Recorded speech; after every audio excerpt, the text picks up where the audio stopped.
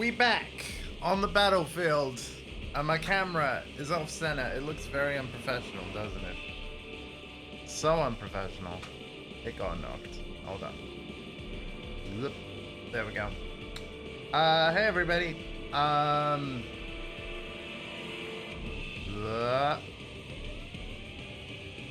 Oh no, it's basically bad on both sides.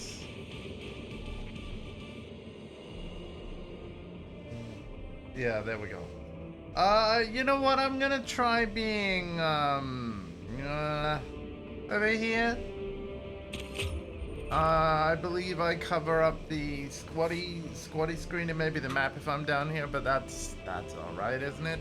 Isn't that alright? Possibly. Anyway, yeah. Battlefield 6 has a double XP weekend, so I'm gonna try playing it again, even though I don't know whether the party bug has been fixed yet. EA are finally aware of it, at least, so that's good. So yeah, anyway, we're gonna play the game.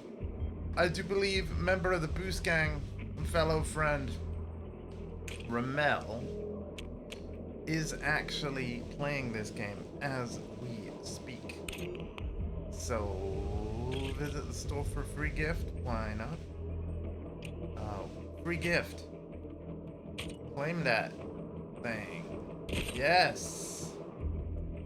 We like free gifts here. Acquired. Nice. And then there was something else. Double XP event. Alright, what are you playing now? So yeah, there's a new casual breakthrough mode. Don't know how I feel about that. Oh wait, closed weapon all out warfare. Okay, but that's not just conquest, is it?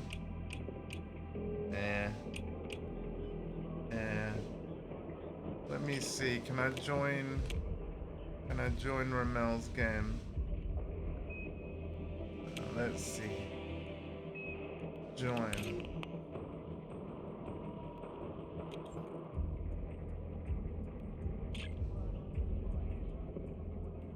Oh.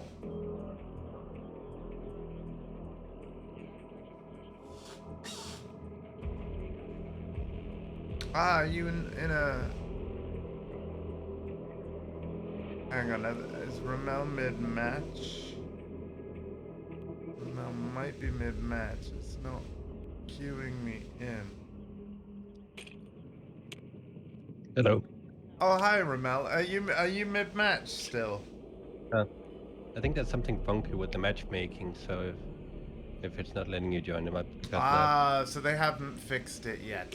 See, this is why I stopped playing, because it was starting to bug me. I do know, like, the last time my nephew was in my chat, he did mention that EA are finally aware of this issue, and they're working on it. It's a bit of a shame they haven't fixed it by the time the double XP weekend is around, though. It's the first time I've seen it, but it's working really weirdly right now. Like, it's mostly bots and some Chinese players who will have very high ping. So, I don't know what's going on there, but... Wonderful. There might be some issues. Well, thank you for joining. Just so that you're aware, this is being streamed. So, yeah. But yeah, when I saw that double XP started, I was like, how can I say no? Like, you know, I have been wanting to really get into this game proper, but yeah, with the whole... I mean, you were aware of it from last stream, right? How, because I'm on PlayStation, we'd basically have to keep remaking the party because as soon as I join, the party leader's only got like a second or two to start the matchmaking, otherwise it locks everything out. That's the issue that EA are aware of and hopefully are fixing, but they need to fix it like yesterday. Ideally, yeah. Oh. How are you doing anyway? You alright? Yeah. Cool. That's what we like to hear. Speaking of issues, that bug from 2042 where sometimes when you spawn into a vehicle, you just get thrown into a weird camera position, that's still around in this game. Oh, cool. I've noticed Because they've it's the same actually, engine. so they have actually changed. Sorry to cut you off. Right. They have actually changed the assignments, like how much Yeah. grinding you have to do. Yeah, there's like Wednesday, like just out of nowhere in the middle of the day. Yeah. And the That's reason why I interesting. know is because I was looking at the ones that I tracked, and then all of a sudden it's like all green complete, and I know I Yeah. wasn't done. Oh, that's Yeah. weird. Hi, Axe. Oh, again, like I just mentioned, I have been waiting to play this game, but there has been a party bug that you saw last time that wasn't that in the game at launch. That what is in the game as of when I last played it. I think it might still be in the game now, but I'm gonna try and power through it because double XP. What's interesting is, yeah, maybe I have to complete one game, but you'll notice this says locked. Unlocked through close quarters challenge 1, which is this one. Everything's green and complete, but it hasn't unlocked this. So I'm wondering if I have to play one Yeah. match. And Yeah, when it was first added, I just had to play a match, and then I got all the things from there were the ones where I had enough progress after the okay. changes. But some people are complaining, like Reddit is full of complaints, like it's the same thing being posted every 3 seconds because people don't read before posting there. But Yeah. a lot of people are having that issues with these things unlocking, and sometimes the ones from like the first stage of the assignment not unlocking, but just later stuff doing. Huh. It's working fine for me, but after I played one match, it just popped immediately when I loaded in. Okay. Okay, cool. Cool. No So worries, try yeah. that first. Happy looking. Cool, so yeah, play one match and we should be good.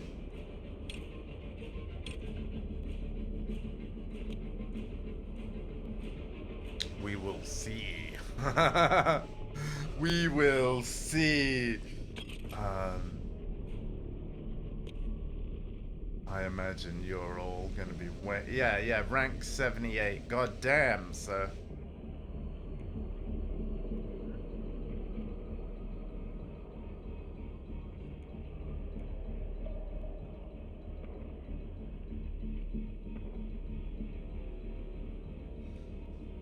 Yeah, you've definitely put in the time. I mean, Battlefield 4, I think I was like rank 114, or something like that. With the Road to Battlefield 6 stuff, I did actually get to the SO ranks and stuff. I did fully complete the Road to Battlefield 6 thing. That was a bit of a grind, though, I'm not gonna lie. Yeah, I basically I skipped 2042 completely, so I didn't get that higher rank until that battle pass. Right. But I put the time in there as well. Unlocked all the weapons. Yeah. I actually don't think it was a bad game, but like, they just made Not some bad, it's odd. just not good enough. Yeah. And I think I like it more than Battlefield Hardline always seemed odd to me because it basically was Battlefield but on a way smaller scale. Yeah, Battlefield Cup versus Robbers. Yeah. But that's not really a side project. Yeah. That's fine. When 2042 after the update, like when I played it this year, it was perfectly fine, but not as good as it should have been. Sure.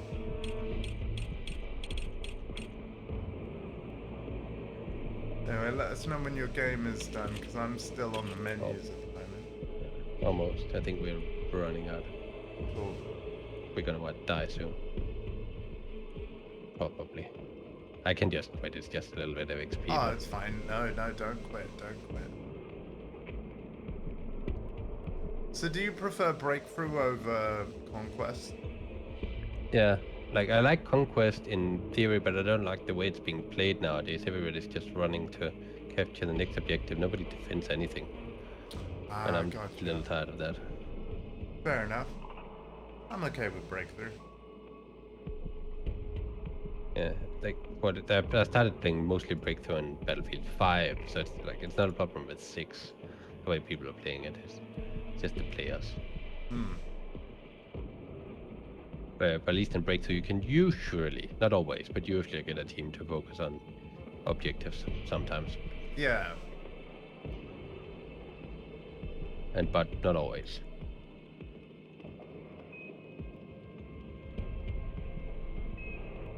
I like in Conquest that it's typically easier to get vehicles because, Yeah, you know, with Breakthrough, it sort of there's depends many on the fewer. map and like the objective. Yeah, and there's no air vehicles, at least in 6. Yeah. Not in the current maps. That's weird as well. Yeah.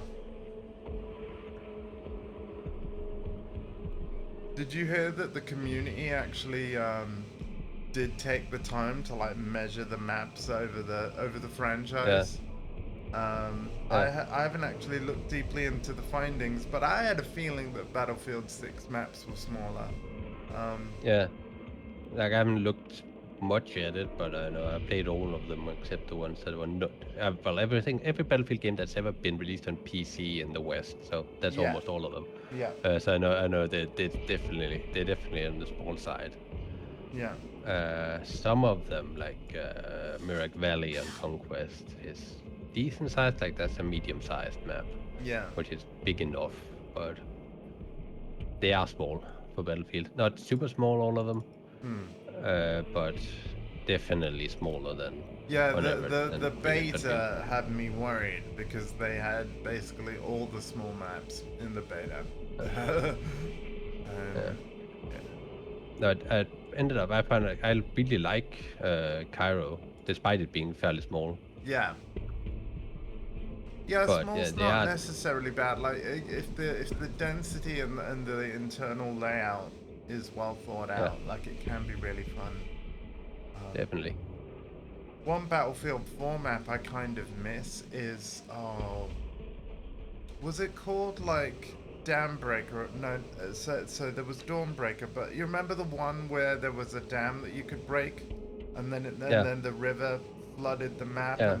And what was really cool about that was it ended up being like rooftop battles and things like that. Oh yeah, that one, the flooded map. Yeah. Yeah. I thought that was very cool. Yeah. And I think there's a couple of maps like that. There's one that's a dense city map, and then a more open one that also has a dam. Yeah. I forget, it's been a long time since I played 4. It's like 10 years old now, 11 years old now. So I just thought, you know, Siege of Shanghai was so cool. We're like, oh, we can't get the B flag. Let's bring the skyscraper down. And then it completely changes the layout. I loved that. Plus, when they did the free Night Operations DLC, where we were playing some of the maps in the dark, that was also really cool. I think EA are aware of the map size issue as well. They have brought a level designer from earlier Battlefield back to the series and stuff. So sweet. I'm sure we will get larger maps at some point. Yeah. Yeah, clearly their offerings at launch were clearly squarely aimed at trying to get COD players to jump over, right? It's like, we'll appease the COD players at first, and then the Battlefield hardcore that basically, because they're kind of loyalists, and let's be real, as a fan base, we've stuck through a lot of Battlefield meh, so of course we're going to stick through this stuff because we just love Battlefield as a franchise. So I wouldn't be surprised if they start appeasing the Battlefield fans more later on rather than at launch. At launch, they want to capture a new, wider audience. Yeah. And then in the years that follow, when a lot of people, the casuals will drop off, it gets more and more important the older the game gets to sort of pander to the core audience. Yeah, exactly. I think you're right, but it's not even that the maps are bad, most of them. No, They just I are like too them. small. They Yeah. just a bit too small, most of them. Yeah. So, Yeah, no, like, they I definitely think still know that. how to make a map. They just choose not to make the really big ones. Yeah. I think so. It was a bit weird, like when 2042 launched, but even when they redesigned a lot of the launch maps in 2042, the design changes they made were good. You know, like sprinkle more cover around, and really think about the placement of cover. I think they improved 2042 a lot. But yeah, no, the Battlefield 6 maps are definitely better than that game. So they are improving things.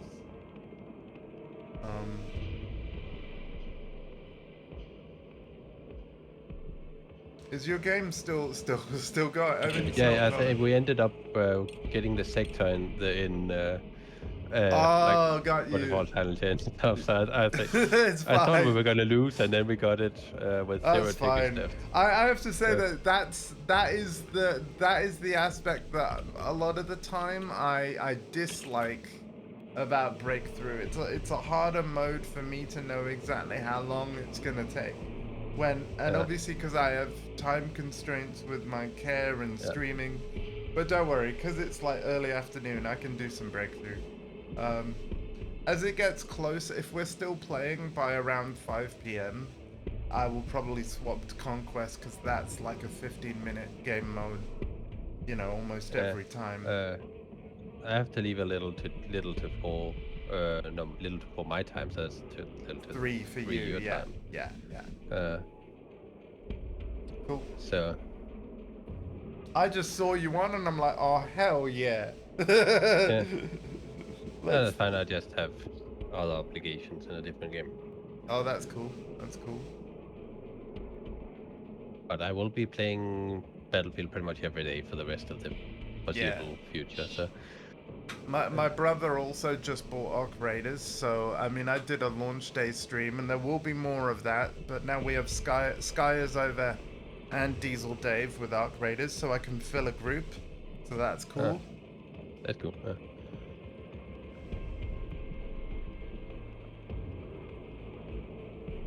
I'll just let my nephew know that we're on, because he will never refuse Battlefield 6. So we're down to 40 tickets now, so it won't be that's totally fine. I'm like, what's taking so long? It's all good.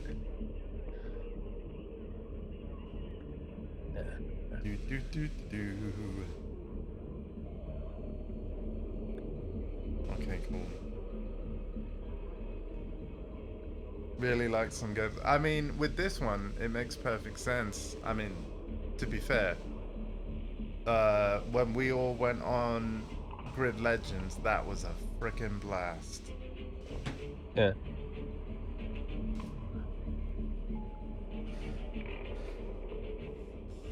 I think I still have that installed actually. Yeah. On my PlayStation. Sweet.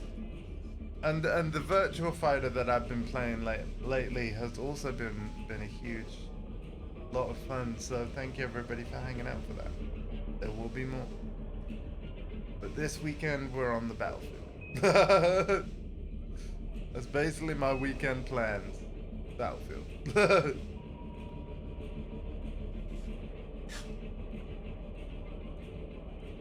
Indeed, Battlefields. Yup.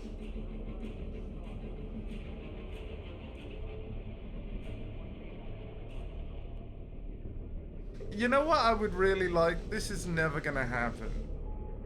Because it almost, like, if it did happen, it would almost feel like too good to be true. I wish I could spectate your game. Oh, yeah. You know, like, server's full, there's no space for me, and I'm just like, stare at the menu. And sure, like, if I needed to tweak a loadout or check my challenges, of course, you do that stuff, right? But, yeah, like, that doesn't take the length of a breakthrough game. So I wish I could spectate. And you know I'm what? done now. About the menus as well. Why does everything have to look like Netflix? Because that is just what the modern internet looks like. Oh, it's horrible. That's the only thing. They're just following trends. It is horrible. Like, I miss launch Battlefield 4's UI because they eventually changed Battlefield 4's UI, but the way that it launched was just such a simple menu where, like, clicking on multiplayer actually took you into the multiplayer. I mean, if we go browse modes, like, look, you press X here and it's like leave current party, and then you select mode with left and right. I guess it's not too bad, but it's just so Netflixy, and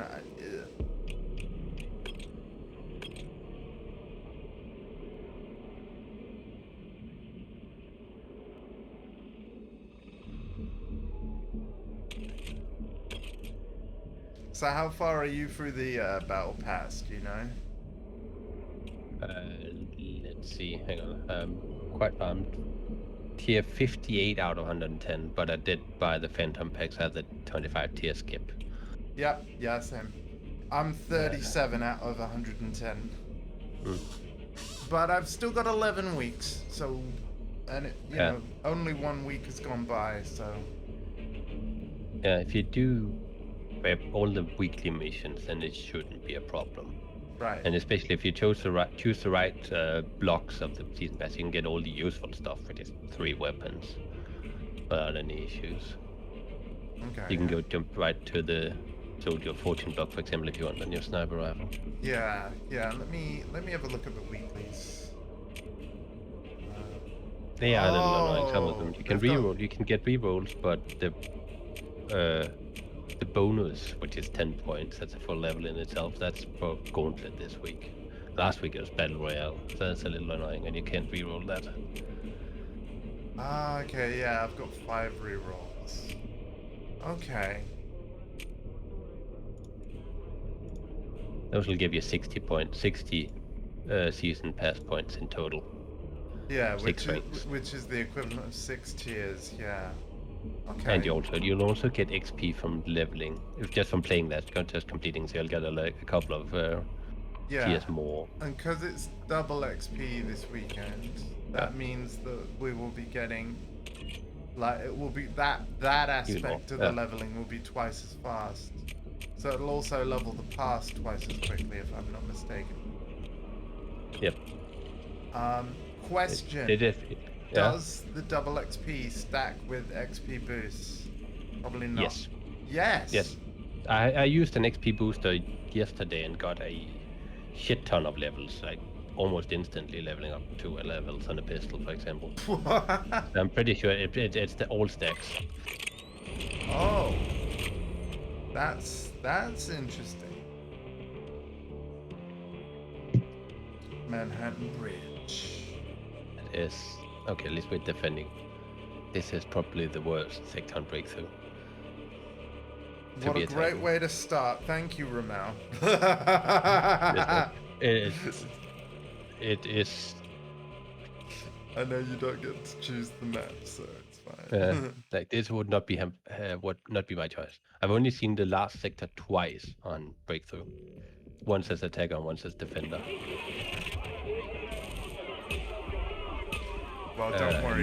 Most matches just end in the first sector because attackers just sit behind those rocks and don't move, and defenders can just shoot. There we go. There's all the assignment completes. So yeah, literally start another game and the server's like, oh wait, he's done it. Yep. Just needs to realize you're in the game. I actually feel bad for all the people that grinded out the assignment, you know, before they like moved the goalposts down because of a bunch of screaming casual players. Like, to be honest, like, it obviously helps me that they lowered the grind, but if that's what the assignment is, that's what the assignment is. I don't care whether it takes me a year. Like, yeah. big issue just was that they don't always register progress properly. Like the healing one was just for 5,000 healing, and it doesn't count when you heal people. That was a real issue. But and then there's some of them like 75 revives in one match is a lot in a regular multiplayer match. Oh yeah. For the last support one, they lowered that to 20. Especially when blue medics just don't give a damn about you. Yeah. But most of them were just a grind, but they definitely do a grind when they register progress properly. The only issue really is that they lock gadgets behind them, and that can be very useful. So if you want those, you need a little more time to learn it. That's the only issue I had with it, but I had already unlocked all the medic gadgets when they lowered it. Actually, I had completed with all but the last medic, and it's not like it was difficult. I mostly like for the first 2 weeks of the game, I just played support as a medic with a carbine. Right. Nothing else. So I had unlocked all of it. The rest is just a grind. That's a bit less of a grind. But yeah, there's some back-end issues. It doesn't always register progress properly. Got kills with the SCW10 or SPX. Oh, multi-kills. It's pretty easy. The timer is pretty generous in this game. It's just double kills. You'll get them.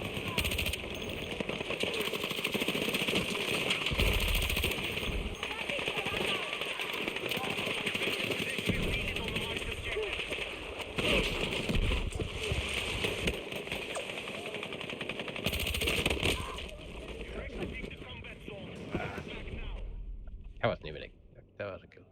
So I need to see what weapon I'm actually using. Oh, it is the SPX. Okay. Cool. That's the starter submission. They made it pretty easy, that one. Yeah.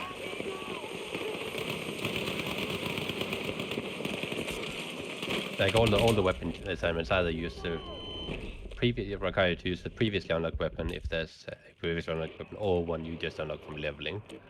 Yeah. So those are pretty just again a grind. It's not normally an issue. So you said they did these assignment changes on Wednesday, did they? Yeah, like in the middle of the day.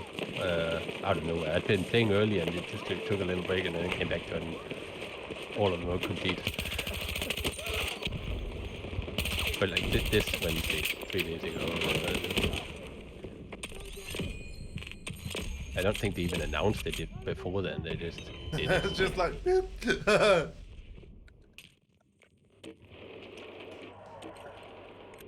Okay, I'm happy to see it, and I was aware that they were gonna make such changes, so I was like, okay, yeah.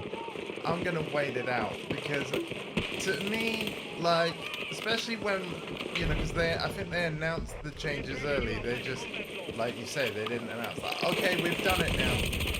They sort of, they announced their plans to do it based on feedback. Yeah, that they were working on it, but nothing more specific than that. Just and then all of this. And then obviously when I read that though, I'm like, okay, I'm probably better off holding off on playing the game, because it would suck to grind all that out and only for you to have not needed to. Like,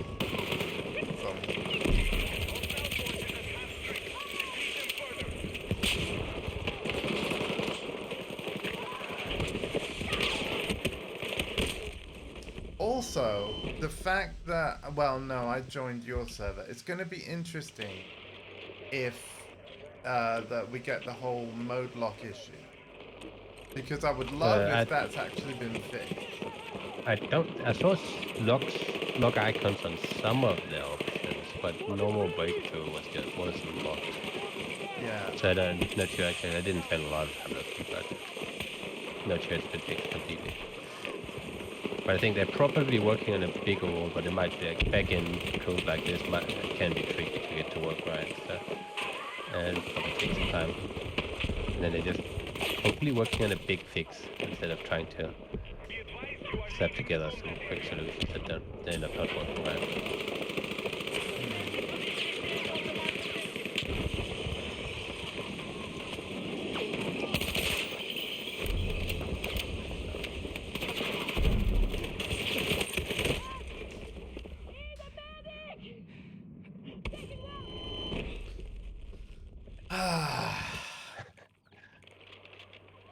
How are you doing?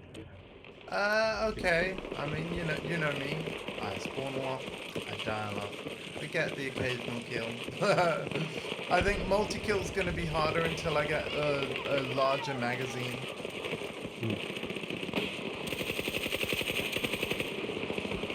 Yeah. Especially because Pretty good, like it's I'm not too good at hitting the headshots, so. Oh, interesting. They're behind us now. Very nice. Good for them, at least they're trying. But the STX is a pretty good submachine gun once you get, especially once you get like a musket rig or something or a full gun. Yeah, I'm using a blueprint called Warfighter, and then I've Yeah, tweaked it a little bit. yeah. I don't think the Warfighter packages really come with anything special. They're just the level 10 mastery one, but they're, I use them for work because they look nice.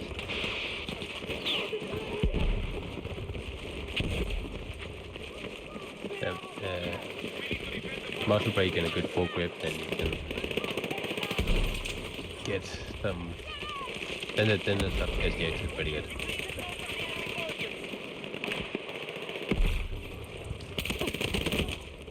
Oh, there was two of them lined up. Oh, that would have been perfect. But they had each other's back. Oh, they also got sniped.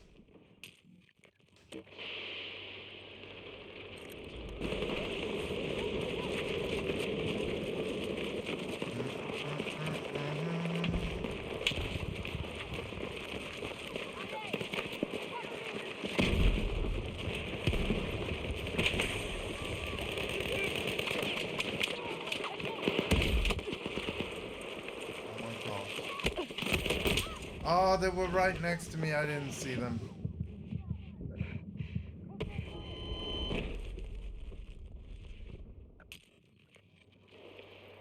I sprint too much. I can't help it. I have a chronic... It's because I can't walk in real life. I want to run in video games.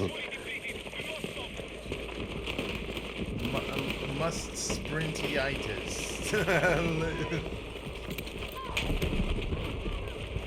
There's actually a full grip that lets you shoot while sprinting. I think submachine guns get it. Not sure. Some carbines do. But it's a pretty high level.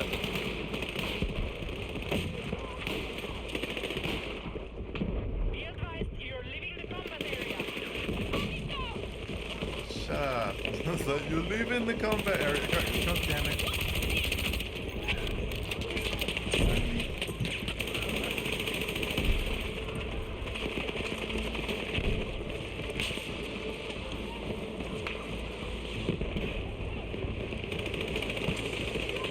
People in this are just upset about everything.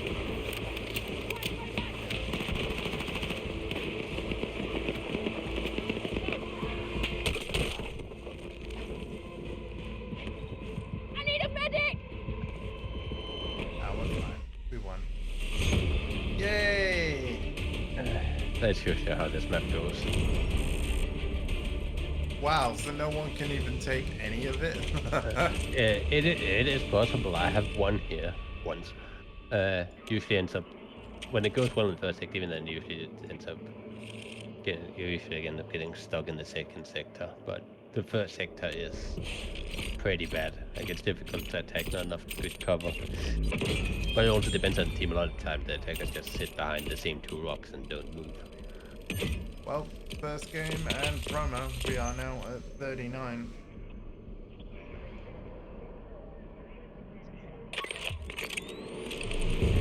Oh, here we go. Firestorm, baby.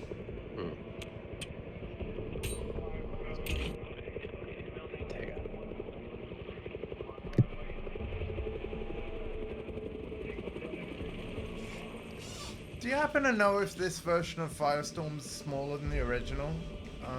A little, yeah. Oh wow.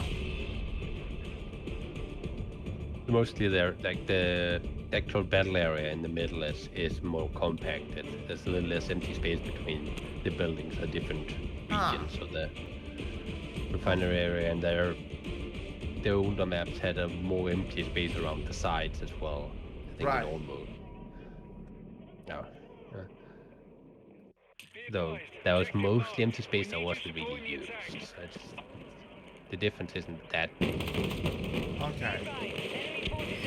So would you say like most of the change is actually by the turnaround boundaries have been drawn in closer to, you know, where like we just can't wander off as far as we could in the old one.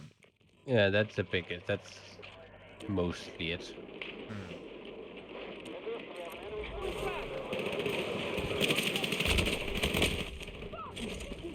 my god, yeah, I'm not winning that gunfight. Oh, sorry, yeah, I saw that you were coming in for the revive. Get in there.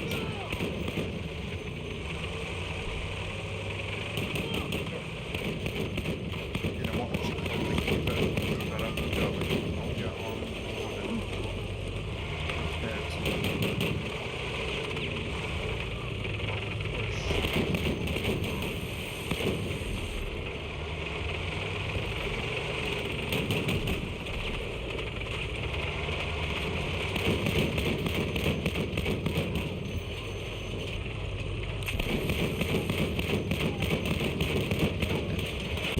My grenade just, launch grenade just went off into yeah, space. no, I just got smacked. Oh wow, someone revived me and I'm on the tank. That's incredible. Get it right.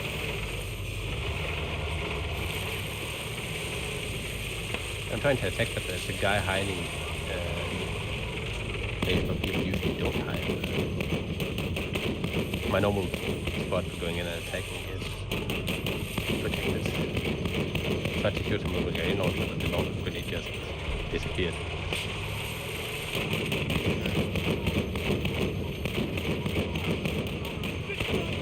Oh, there goes.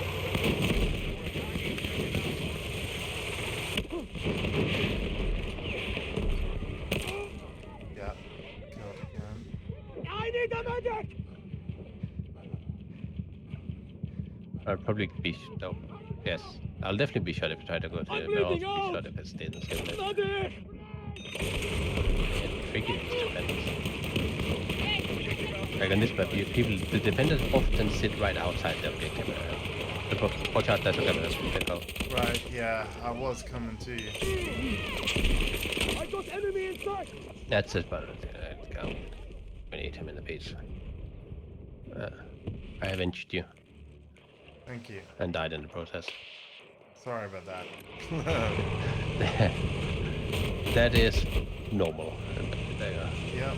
We have medics that work though. That's nice. We might actually win this. Okay, I'm on the gunner seat of this tank thing, so I'm gonna stay in it and try and get some kills. Nice. Yeah, there's one. There's two.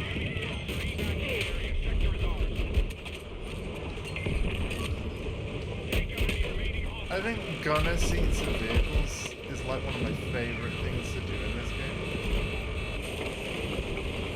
To be honest. Yeah, it's nice. You can just sit there and shoot and not have to worry about anything. Yeah. Repairing the tank right now because it's almost blown up. Driver did a really good retreat, so we'll be able to fix this up no problem. That's good.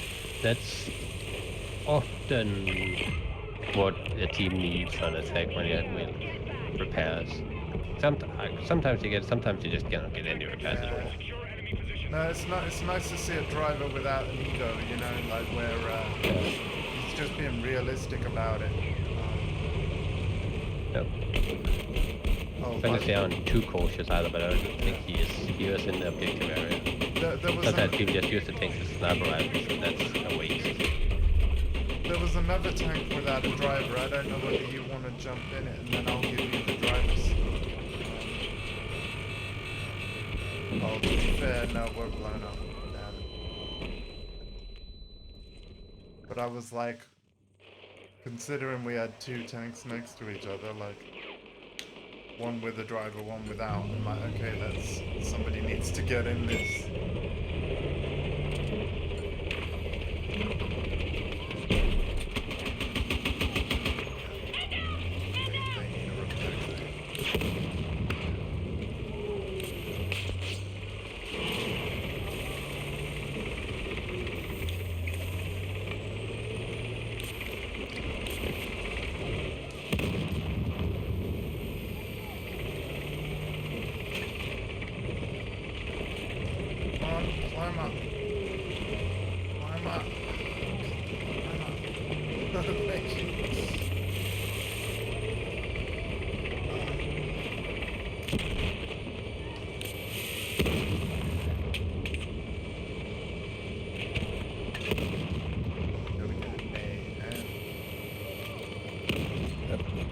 and both at the same time.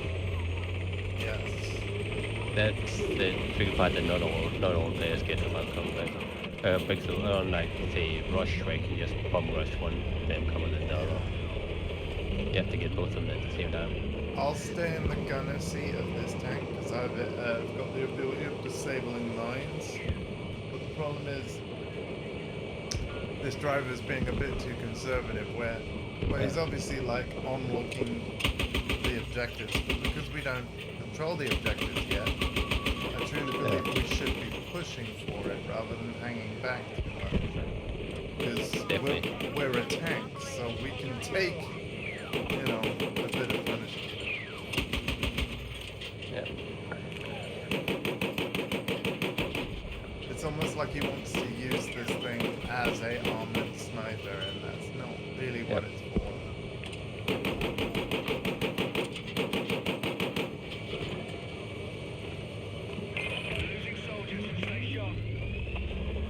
It needs to be used aggressively, but also you shouldn't just rush in without engineer support either. Yeah. Which can be a tricky balance to get right. He almost drove into those mines as well, so I had to disable those. I'm like, buddy, can you not see the mines? Nah, not everybody sees them. They are pretty, but that's also an issue. A lot of players just don't see enemy gadgets at all. It can be like a beeping spawn beacon right in front of them. Right. They just run past. That is.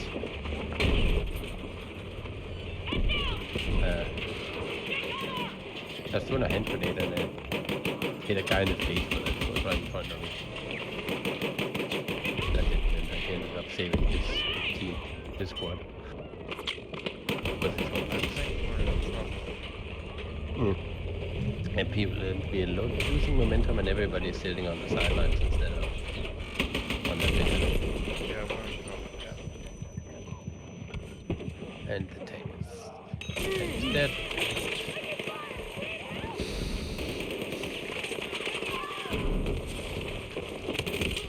Oh, damn it.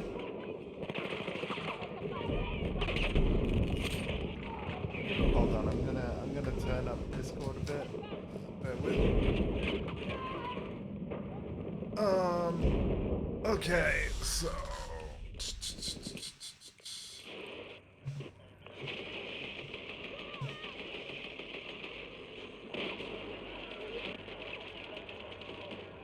Ramel, let's see. We'll take you up to like. Can you say something, Ramel? Something. That's perfect.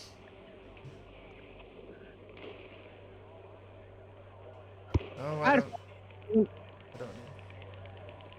Oh, hello. Is it working? Well, that's what we want to try and find out, because at the moment, I just joined on Ramel's game, and, you know, we've left it at that. But, right, so okay. we haven't tried, like, creating a party and seeing if stuff locks. But what has changed is they've, lowered the assignment requirements. So, Yeah. I already did the SMG one, and now I'm obviously on the second part. Ramel enjoys Breakthrough more than Conquest, so we're currently doing that. That's fine. And I thought that since it was double XP and that I saw Ramel on it, I thought you'd want to be told as well. So Yeah. I'll grind your weapons. I mean, it is very useful. yeah. I do have an important assignment for you, though, nephew. Can you check the volume levels of the stream and let me know if I'm louder than Discord and Ramel, or if Ramel can't be I heard, will if the game do that is all right? now. Yeah. I apologize for any echo. That's fine. That's fine. That's fine. Everything seems fine with Discord. At least with me and you. Ramel, try and say some random stuff. Yeah. Some random stuff. Okay, Ramel's fine. Ramel's fine. Yeah, I just turned up Ramel by 25% Yeah. on my side. So. I was struggling to hear you over the war tapes. Now, a smart man would turn off the war tapes mix. But no! It's too good. Yeah, only playing war tapes, VAL. Exactly. yeah. I don't do the VAL one, no. No. And that's because I want to still hear enemy footsteps, because I need all the heads up that I can. I can hear them just fine. Well, my Same here. sound settings. Like your headset settings, your surround settings, whatever. You're gonna make you me actually try don't it? Like, I reckon that chat will scream at me. Let's try it. How bad could it be? Like, for me, footsteps have been loud and clear, and I'm assuming the same can be said for you, Ramel? Yep. Alright, Yeah. I hear alright. enemies coming like a mile away. Alright. The only problem is that friendly footsteps are also loud, so Yeah. sometimes it's slightly. But I can hear enemies coming just fine. Well, you know when you change the mix, does it happen? Is this a setting where it will happen in game, or will it affect the I believe it affects the game you're in. I think so. I don't know. I changed it right from the beginning. I guess I need to like just seriously listen and be like, oh yeah, it's different.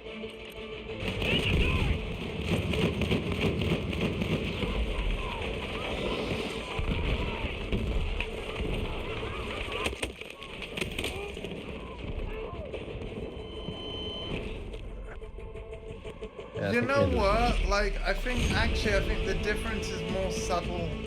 I mean, I am wearing very crappy headphones right now. That might actually be it.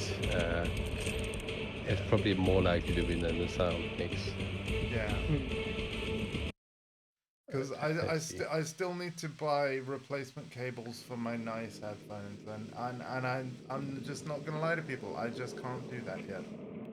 So, okay, I'm no longer in the match. I don't know what happened. Yeah, I pulled it out. I'm just gonna start a Oh, break thing just to ensure that it works, okay. and if we get everybody Yep. in. It worked. It wasn't locked at all.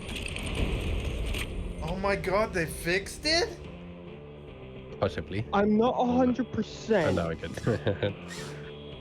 I mean, if they fixed it, it means I can grind this game, and we need to message Dondi like, "Hey, that annoying bug, Dondi, they fixed it, so we can play." Yeah. Yeah. They haven't Yeah, said anything about it being fixed, so I'm not Oh God. No. a Not entirely 100% sure. on it actually being fixed right now. Yeah. Okay. Yeah, but the last time we tried wirelessly, everything was locked, and now it isn't. Yeah. At least Yeah. some of the things are locked, so it's working. Yay! Maybe they haven't fixed it, and it's just some back-end weirdness. Yeah. Hmm. Maybe they just restarted the server and it's working properly. Matchmaking server. or Yeah. something. I don't know. We'll see. I always get to see this map from the other side. I rarely ever see this map from defenders. Ow. It's really boring. Oh, we started with defenders. That was our first game. Fuck! I'm bleeding Got out! that right there. Bloody! Ow. Ow. Fire. Gonna drop another smoke grenade. Okay, nobody's coming. All right, I will cancel my. Is that somebody I friended last night? I don't know. Is that somebody you friended last night? I don't know. I mean, last night I was playing a lot of Friday Night Battlefield, because I do. And I came into contact with, I'm assuming, two people who were, I'm assuming, buddies. Okay. And they were really good medics. They played really well. By the way, was the double XP on from last night, and if so, from what time? Are we talking 6 p.m.? Like afternoon, earlier than that. It's earlier than that. I think It around did noon, start early afternoon. it did start at sometime early afternoon. However, because of the benefit that good old PlayStation has at the moment, Oh, it was even sooner. PlayStation got it a day early. Right, yeah. So they got it Thursday afternoon. Right, I was not aware.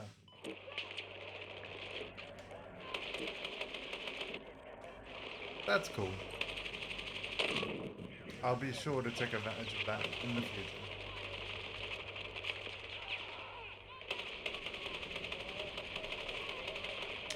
Obviously, I've wanted to coordinate another Arc Raiders stream with Sky is over, and obviously they're like, as you can see, that hasn't been able to happen.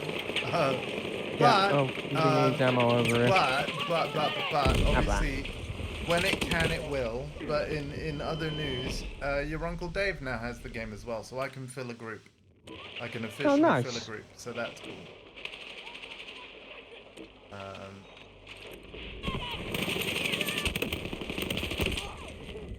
Whoa! Thanks for having my back. That was a brutal death there, Andy. Jesus. I mean, it happens. And it's gonna keep happening. It's gonna keep happening to little old me. Yeah. Don't worry about it.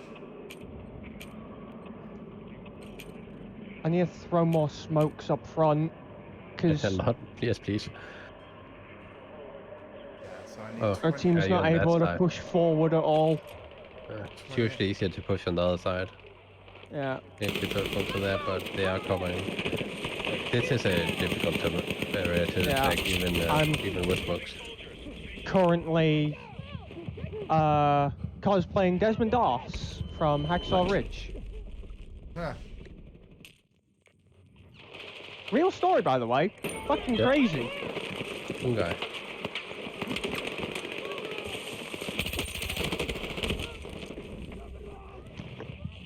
Medic! Breakthrough just feels like slamming your head against a brick wall constantly. Oh yeah. Yeah, slam your head against the wall until you break through. Yeah. And I can't help but feel like this is primarily because of how small the maps are in Battlefield 6. Yeah. Yeah. I mean, no, it's always how the mode has gone, but I seem to remember in Battlefield 1, it felt a lot more dynamic.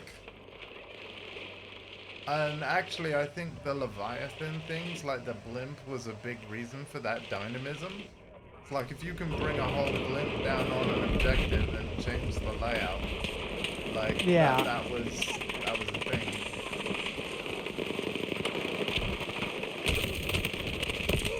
We've taken objective butter. I missed that. So.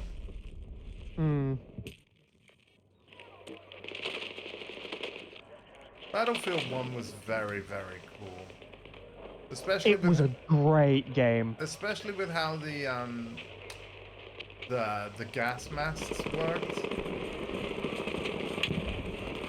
Where like you again, ADS and stuff. Yeah. Again, it was the first ever Battlefield game that I had really put a lot of time into that wasn't Bad Company 2.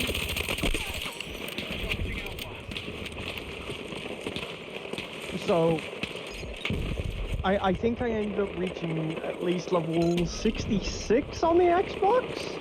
I'm in the A objective. Nice.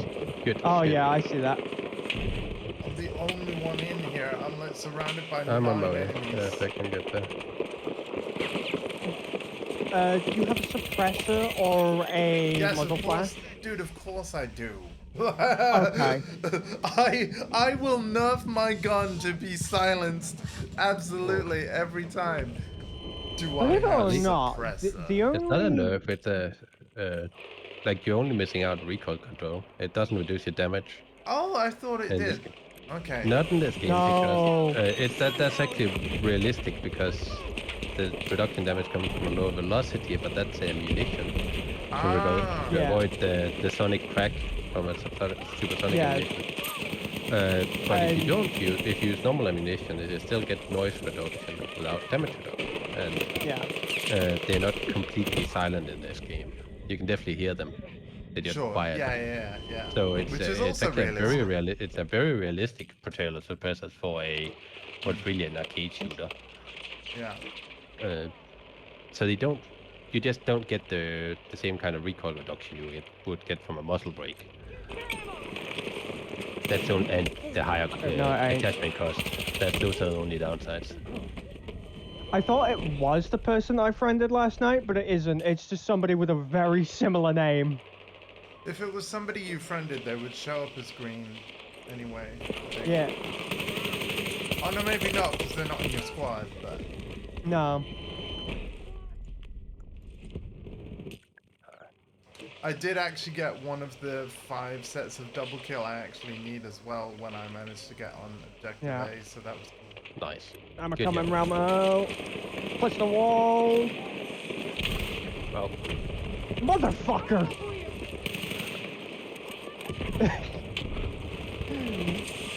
Clever. Clever son of a bitch. Oh yeah, there's somebody right... But let me ping it while I'm down. I've said it before, but I'm gonna say it again. And I'm gonna irritate my nephew. PS5 is the best console to play this game on because the adaptive triggers and the way that it can affect fire rate of the weapon is so damn cool. Like, you can very easily, due to the dynamic resistance of the trigger, where like the further down you press it, the more resistance you get. So it's a lot easier to vary the fire rate of automatic weaponry by lightly pressing on the trigger. And quite clearly, because I think there's already been rumors and reports, I expect the next Xbox's controller to basically have adaptive triggers as a thing. Oh yeah. I know it's one of the first things you disable, but if you can get used to them, it basically adds like multiple trigger buttons in the same trigger button. And so it's like having, well, just extra buttons on your controller. And it's so cool. And there are actually a good few games on PlayStation that take full advantage of it. Like Returnal, for example, where fire and alt fire are actually on the same trigger.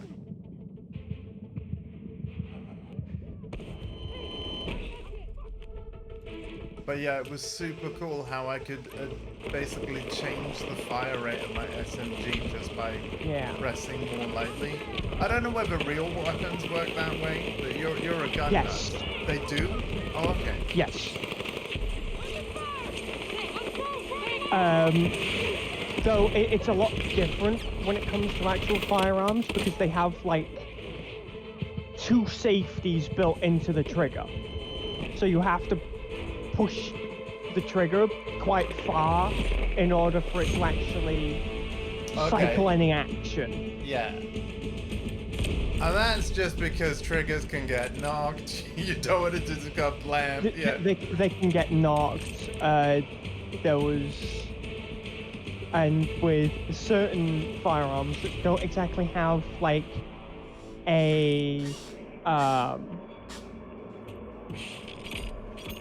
hammer, which is like this little, how do I explain this? However it comes, man. It looks like the tip of your thumb a little bit. Right. What it does is when you pull the trigger all the way, when it comes to certain pistols, the hammer will move forward and hit like this little cylindrical bit. And once it hits that, it will hit a little primer thing, which will then set the bullet off.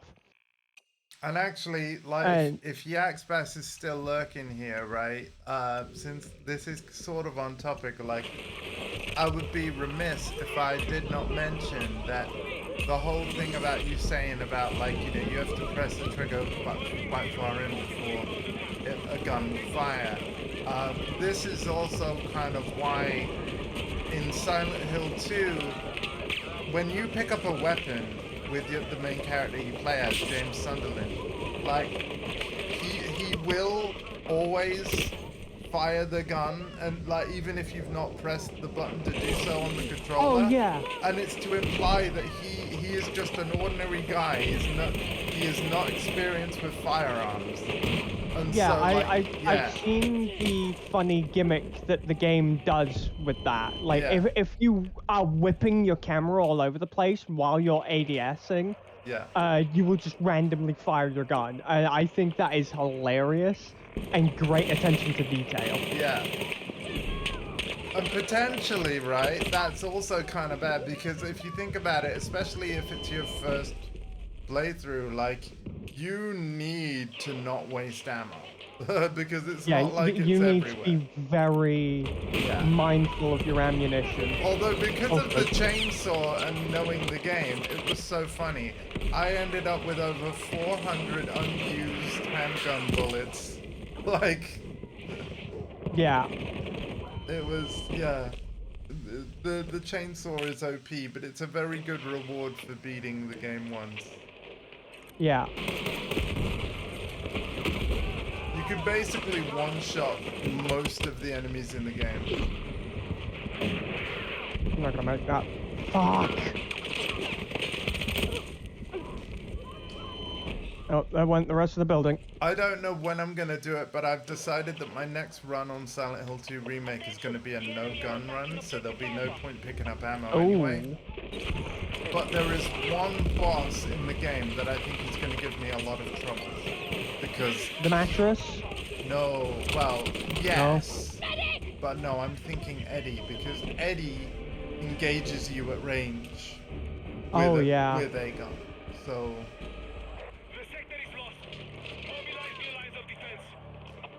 sorry for the no pre-spoiler warning, but yeah, play that game anyway. It's amazing.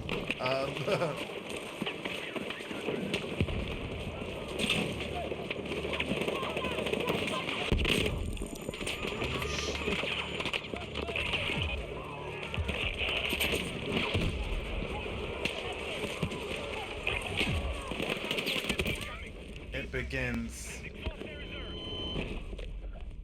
I'm almost sad we're not on the attacker's side, because, like, we had the most amazing game of Breakthrough on this map during the beta.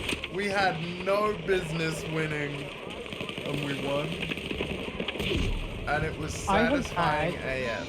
So many moments of that recently. Oh, wicked. And it makes me sad that I don't have a fucking computer. What, to record it with? Yeah. See, and this is another thing. The PS5 would let you do it. You have a PS5. Yeah. And the whole controller thing, I mean, you have to be a bit careful because of console anti-cheat, but I do wonder if there is a converter out there that would be okay with an Xbox pad. I'm not sure. Yeah. See, controller converters, it's more of a common thing in fighting games. Yeah. Because, I mean, people don't just use... It's not just about controllers, it's like, you know, the cross-up that Corey has, which is a cross between a hitbox and an arcade stick. It's got D-pad buttons and an arcade stick. And that's why it's called cross-up. It's designed for like PS4 but not PS5, so he has to use a converter for PS5 games. Yeah. And even then, not every game jives with it. Which is why if they ever release a PS5 version of the cross-up, and I believe Hitbox, the company, are working on that. Yeah. They're all around that corner. I'm pretty sure that, like, Hitbox will probably want that stick out before Sony release their official stick. So... Yeah. And I imagine Sony will be aiming to get the Flex Strike, as it's called, out by the time Marvel Tokon comes out, because of course that is a Sony-funded Marvel fighting game that I think is going to do very well.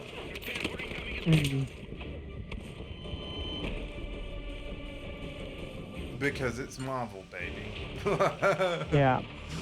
You know, even you will be interested to try that, at least because Marvel.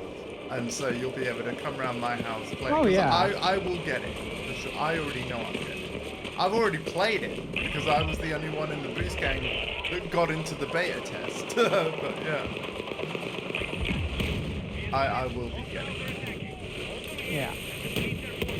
Also, F in the chat for GTA 6. Although, listen, I would rather that Rockstar take as long as they need to finish that game. I don't like all the reports that are coming out of the studio.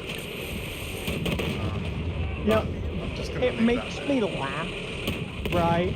Because here's the thing. Something I'm going to throw out there right now. Its new release date happens to be the same week that is speculated for the next Call of Duty game to come out. Fantastic. You know what? That would be hilarious. Yeah. And you know what? In addition to I that, guarantee you, Call of Marvel's Duty is now shitting its pants. Yeah, I actually think that Marvel's Wolverine, it might not be the same, but I reckon it's going to be close. And you might have seen Insomniac's social media posts recently where they've doubled down and committed to fall 2026. But what I think will happen is, even though, like, Insomniac haven't announced the date, because obviously it still depends on how smoothly finishing up the game goes. But I think what they'll want to do is release it before GTA 6. Right? Yeah. Not after. Because if they do after, well, to be honest, it might not sell very well regardless, just because of it being close to it. But, the thing is as well, though, I think Insomniac games have kind of always done okay. Like, correct me if I'm wrong, but Spider-Man 2 is still selling alright, you know? Yeah. So it might just end up being it might just be a game that people end up picking up later, you know? Yeah.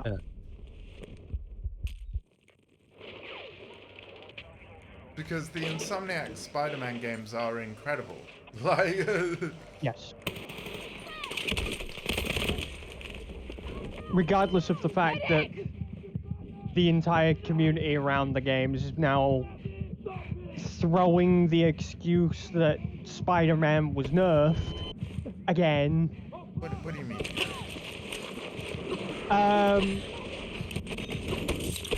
People have brought up the complaints about him not being Spider-Man enough. What? I didn't want to. I'm sorry, I picked up your class, Ramel. What did that even mean? He stole my gun and gave me his. Huh. I meant the Spider-Man thing, but yeah. Basically, there were certain things in the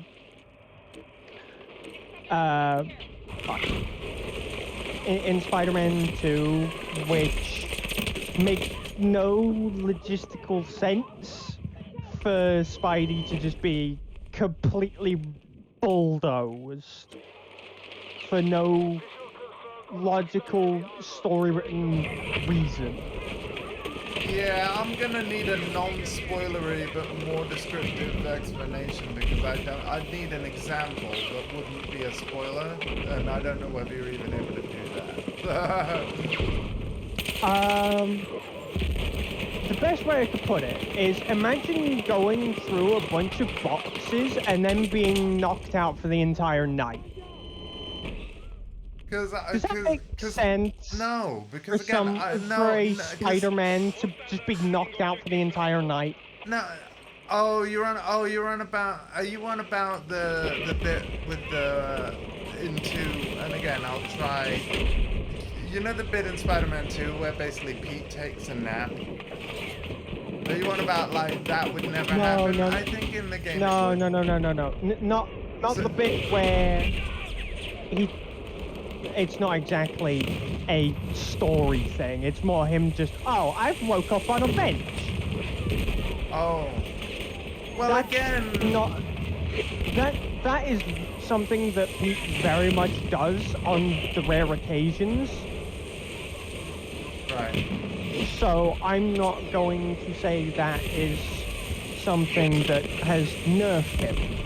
It's more so certain fight sequences that are cutscenes where you know full well he can win it, but he still loses. Mm. This is just. They're just leaning on cinematic movie like storytelling tropes. I think that's okay. Like they're trying to tell an engaging story that has so many missions.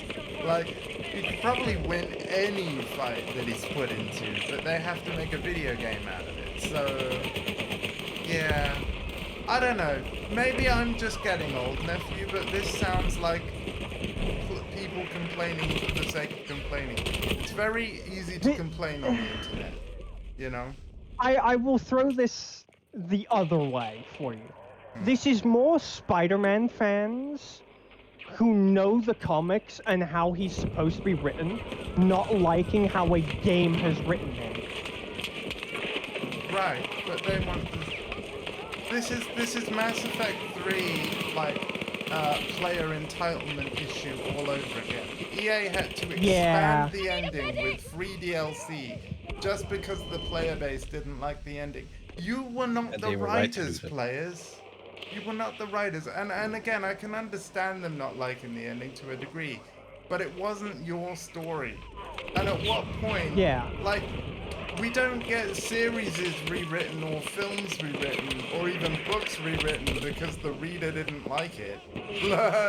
No, if anything, that's because the producer was like, I don't like how this is written. Can you rewrite this particular section? And they'll make 3 different drafts and be like, okay, how are any of these? And they'll pick out the versions they like best. And then they'll run with that for the final bit of the screenplay. Yeah. Like, video games is the only entertainment medium that I've seen where, like, a game is finished, the story is done, it's went through all of the QA and drafts. I'm changing class. I'm not playing support good enough here to be... Like, the game got released, and then everybody's like, I don't like the end, change it. And as much as I sort of agree in Mass Effect 3's case where it really needed more context for, like, what the fuck did we just see? Part of me was also against the change because it actually was like, oh, now the dam is broken. Now people are going to expect this whenever there's a story they don't like, you know? So I actually was a bit disappointed that BioWare caved in one way. Yeah. Even though I too wasn't keen on Mass Effect 3's ending. Yeah, I think it's because of this scale of the complaints that was unprecedented as well. Like people have been upset with games before, but this was on a whole other level. Yeah, it really was. Yeah. And I think it was from the top down, like it's EA doing a free DLC for everybody because they wanted to keep player-base goodwill for future games. Yeah.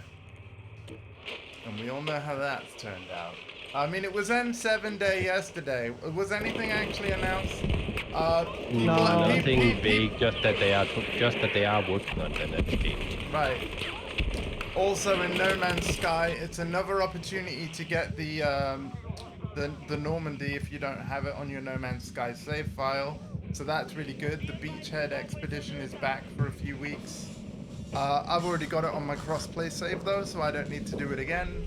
But if you'd like the Normandy in your fleet, and believe me, you would, because it's an S-class frigate, yeah, definitely go play some No Man's Sky. Enjoy the expedition. It doesn't take long. Yeah. I wish... Right, no. You know what? other idea because it's clearly not going well, and nobody is bothering with those tanks. So you know what? Get painted, bitch. I mean, I'm trying, but I get killed before I know, get. I know. Yeah, I get killed before I get a line on them. I'm being completely selfish and just leveling my soul up. And not touching the tanks at all. I'm also making the mistake of pressing right when I want my launcher, and it's on left. Is that your 2042 brain still functioning? Oh, I don't think my brain's functioning at the moment, nephew. I'm running on fumes. Oh, that would have been such a cool. So I swooped in, and then I was like out of the zone, but I was like, this would be a perfect way to get the drop on people. Oh, damn it. Also deploy a drone temporarily so I can do some lovely little spotting. See where some of these rats are. And they broke the drone. Oh no, wait, no, they didn't. They just knocked me out of it. I literally cannot get close enough to a front line to affect these guys with an SMG, but I don't want to. Yeah, no, there's no way we can. Oh Jesus Christ, they are all up here. Yep. Got the 5 kills. I've got the 10 kills or assists in one life thing. Yeah, let's go. Nice. I have been at that for like 24 hours. It's really easy with spot assist if your team actually shoots people. I've found that certain modes make certain assignments a lot easier. Oh yeah. Fuck. And guys, remember, if you get like rainbow streaks on a sniper glint, that means that the body shot will one-shot kill you. So you have to watch out. I have painted that tank. Yes, we know. I'm painting them, Commander. I'm working on it. I'm trying to aim at them now. Don't need line of sight to even lock it, so that's the tricky thing. I keep getting shot every time I pop out of cover. Go.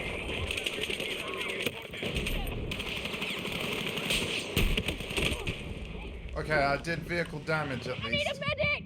Nice. Yeah. They've deployed a trophy system on it. Artillery! Wait, They have mortars. Wait, have they put the trophy system literally on the tank? That... No. It's one of the 2042 upgrade things they kept, where you can equip a trophy system onto a tank. Oh, wow. It's an active protection system that's called Trophy Envy. That's what it is. Yeah. It's a name of a thing. Not video game trophies. No, I know what a trophy system is in military terms, don't worry. Alright. Oh, if any in the audience don't know, now you do. Yeah. I may have 8,000 trophies on PSN, but I still know what a trophy system is. Good, okay, now they're flanking over there as well. Level 63, let's go!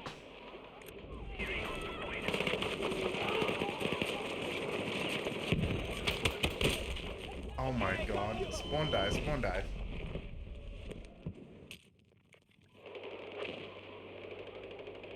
Ah.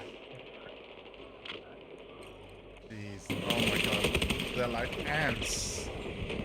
With how this is going right now, it's starting to feel a lot more like a certain map. I'm sorry, Ramel. Yeah, it's exposed. There's enemies all around. It's starting to remind me of Iwo Jima. Oh yeah.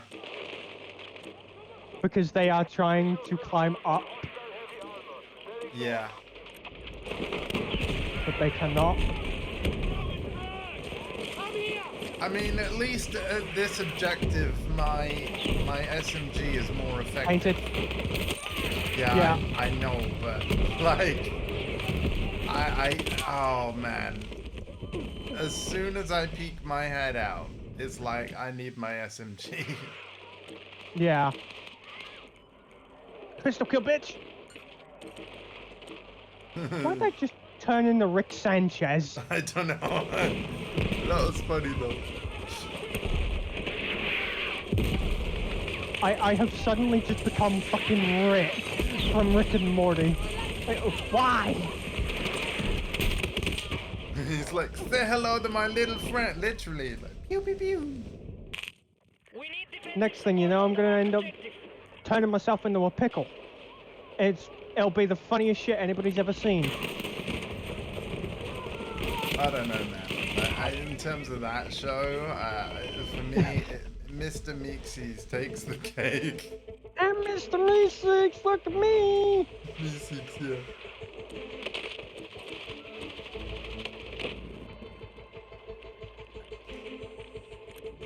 All because the guy wanted inside to the improve cap. his golf swing. Well, he wrote me into this! Yeah.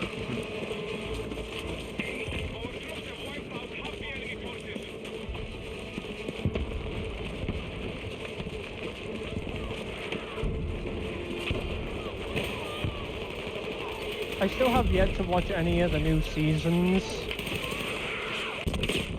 Which makes me sad because I really enjoy Rick and Morty. Yeah.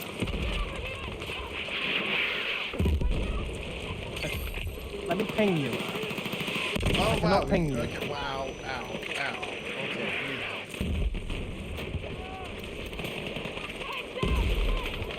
help. My god. The defend points are real. I know.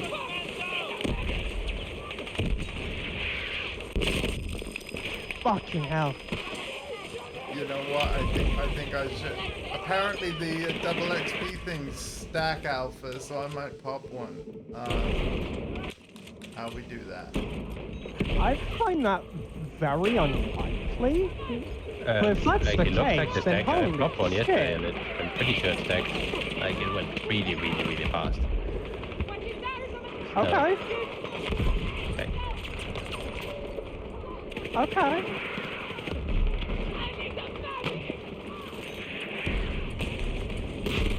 Yeah, no, I'm popping it, man, because this is insane. How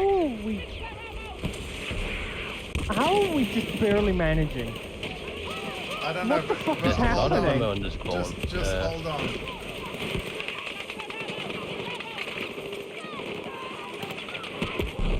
Oh, there's a tank. Oh, fuck, I don't grenade. know where. Ow. That is a risky revive, don't even. Oh, there's one hiding back here. As Captain Kiriki from Mass Effect 1 would say, hold the line! We must hold the line!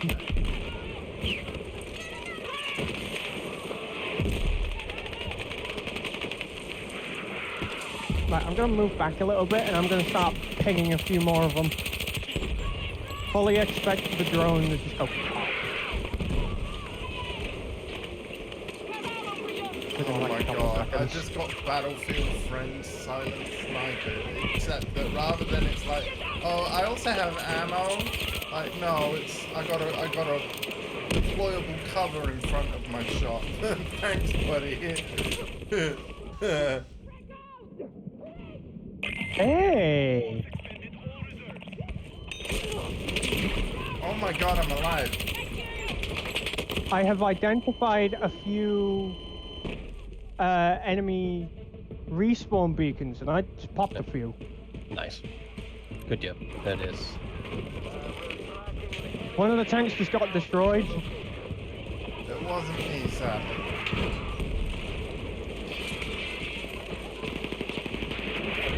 Oh, that's another beacon. My drone is about to run out of power. Oh wait, hang on a minute. There's another respawn beacon. Look at me go. Look at me go.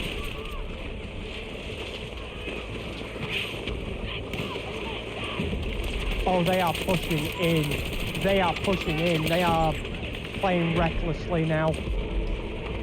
Yup, I'm chasing one down. Yup.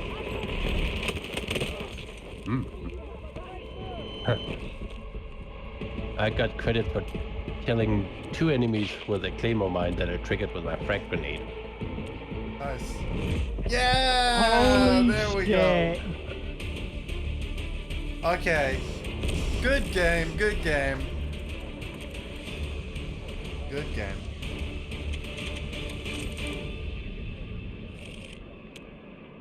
How did we do? Oh, I had a career best on defenses. Damn right I did. Promoted! Rank 40, everybody. We got there. Congratulations. I just got to 80. Again, I was kind of waiting for a lot of the bugs to get fixed. Yeah. So... And a lot of the other announced changes, like when they said they were gonna, and I've mentioned this on stream already, but when they mentioned that, like, oh yeah, we're gonna shorten, like redo a lot of the assignments to make it less of a grind, I'm like, cool, well I'm not gonna bother grinding until the changes are in place. Yeah. We're back on this map, but now we're defending. Okay. Yeah, Good for farming kills, if nothing else. yeah, how many breakthrough maps actually are there? Firestorm, Cairo, Merrick Valley, this one, the other New York map. There's no breakthrough on either of the ship on tower maps.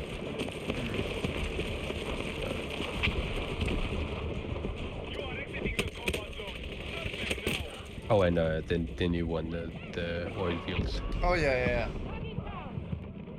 And I think the next one, the LA map will have probably all modes.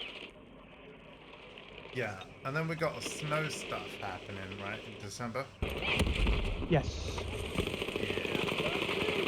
Because of that one particularly being a event version of a map, that one's only being around for a limited amount of time. Yeah. Yeah, like 3 weeks in December. Yeah.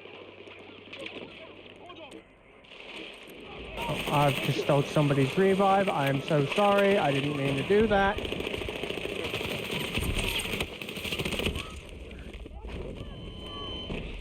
I very much usually don't do that because that's somebody else's squad mate. You still get credit if and you it's not my duty. It is faster though, and you still get credit if somebody goes in and True. But I would rather resupply them and bring them back up to full health rather than get that revive if somebody else is committing to it.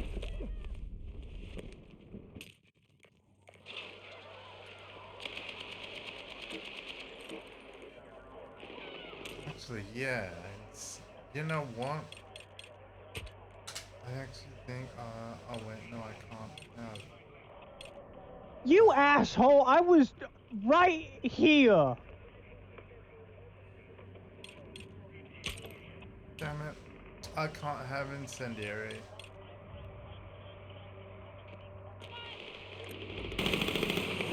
That's only for support. Let's done it again.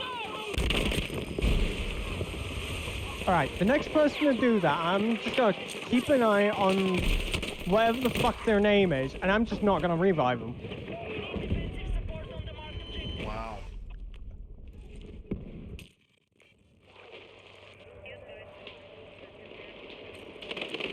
You are wasting my time.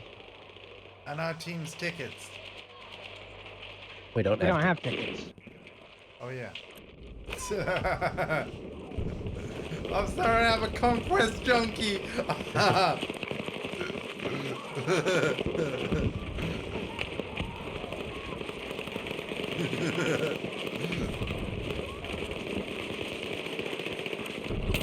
It'd be very interesting if... Oh, buddy, I should have let you revive your buddy and then taken you both out. I need multi-kills. Shit. I had no idea where they were.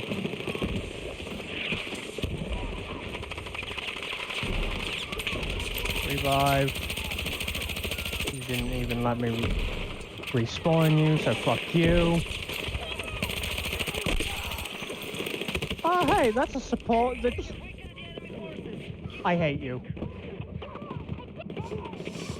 Freelancer Alpha, as wholesome as ever. Good to have you with us now. You know, those are the kinds of support plays that I fucking despise, because you are just sitting there on your own ass, not bothering to be a team player and just supporting yourself. You are playing support.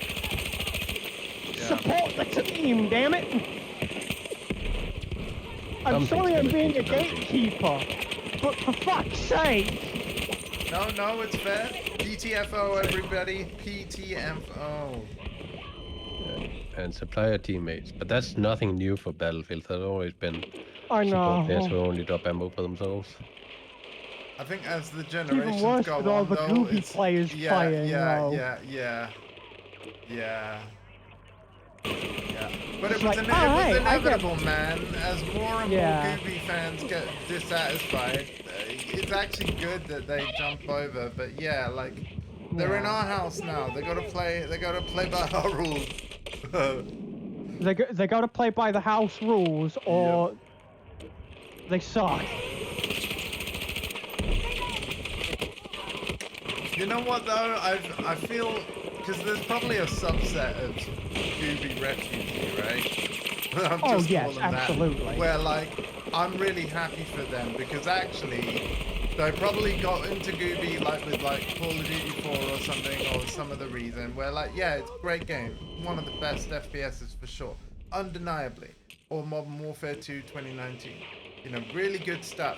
Yeah. But then, like, they just out of osmosis would never have considered trying anything else. I feel happy for any Gooby refugee that's tried this and be like, and they're all just like, why didn't I try Battlefield sooner? This is amazing. Yeah. I'm genuinely happy for any of them that are having a good time and that are impressed by like destructible environments, the vehicles, the scale of it, that kind of thing, you know? Yeah. Because and they genuinely will be playing the objective and stuff. I'm pretty sure not every Gooby refugee will be refusing to team Oh play, yeah, you I know? guarantee you there are a lot of Gooby players that are genuinely playing the game. Yeah. But there's the odd selection who are only playing because it's like, oh, this game is just a bunch of casuals, so I get to make my Twitch clips. Yeah. Yeah. Anyway, I was just gonna say as well. Yeah. There's another subset that's calling for kill streaks to be added, and it's like, buddy, you are the kill streak, right? Like, I think that's why there's tanks and everything, you know. You pilot the plane, you pilot the helicopter, you don't call it on an earpiece and an iPad. Yeah. My nan can do that. That's how it seems to me. I mean, while you're not wrong, Alpha, you are also selling your nan's gaming skills short. She completed Silent Hill 2, Resident Evil 2, Exactly. Resident Evil 4. She is a gamer like the rest of us. That's what I'm saying. Yeah. Which is why I said those exact words. My nan can do that. Yeah. Sure. I'm just saying she can also do more. Yeah. I bet you she could be an ace fucking pilot if she decided to boot up Battlefield and try and learn. We haven't given it a go. And to be fair, well, with piloting, even I'm rusty, right? I'm crashing helicopters right now. But back in the day, like Battlefield 4, but I genuinely do think that helicopters were easier to fly back then. Yeah. I'm inclined to agree because there have been a lot of Battlefield veterans who came back who haven't played since Battlefield 4, which shocks me because I fucking love Battlefield 1. and to know that there were players who took one good look at Battlefield 1 and were just like, I'm not going to play until a better Battlefield comes out. Like, what? Yeah, some people only play it for the modern military setting. So really, everything that Battlefield's been doing since 2013 is just to a certain subset of the Battlefield audience. Just seen I would consider like World War I and II like retro modern. Sure. No, I know what you're saying, but like. Again, I mean, think about my reaction to Battlefield 6, right? I loved Battlefield 1, 5, and 2042. But I truly felt, like, especially the more Battlefield games that went by, I'm like, I want there to be a sequel to 4. Because technology has moved on to the point where I want to see what a modern day 4 will look and play like. So, yeah. Also, I just had my first death. Like, unironically, I finally just fucking died. No, don't stop reviving.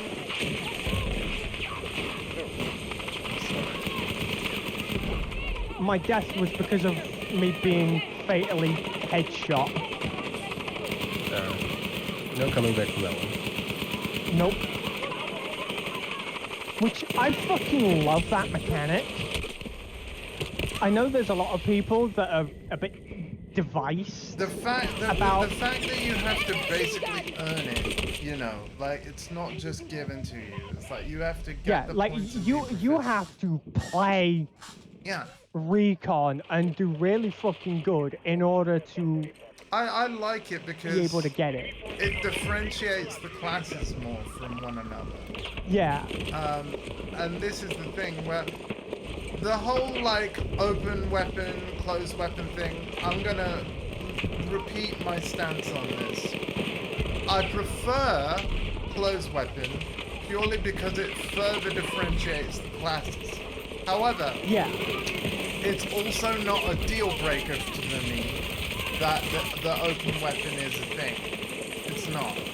Because I also still feel that despite open weapon, there is still enough that differentiates classes.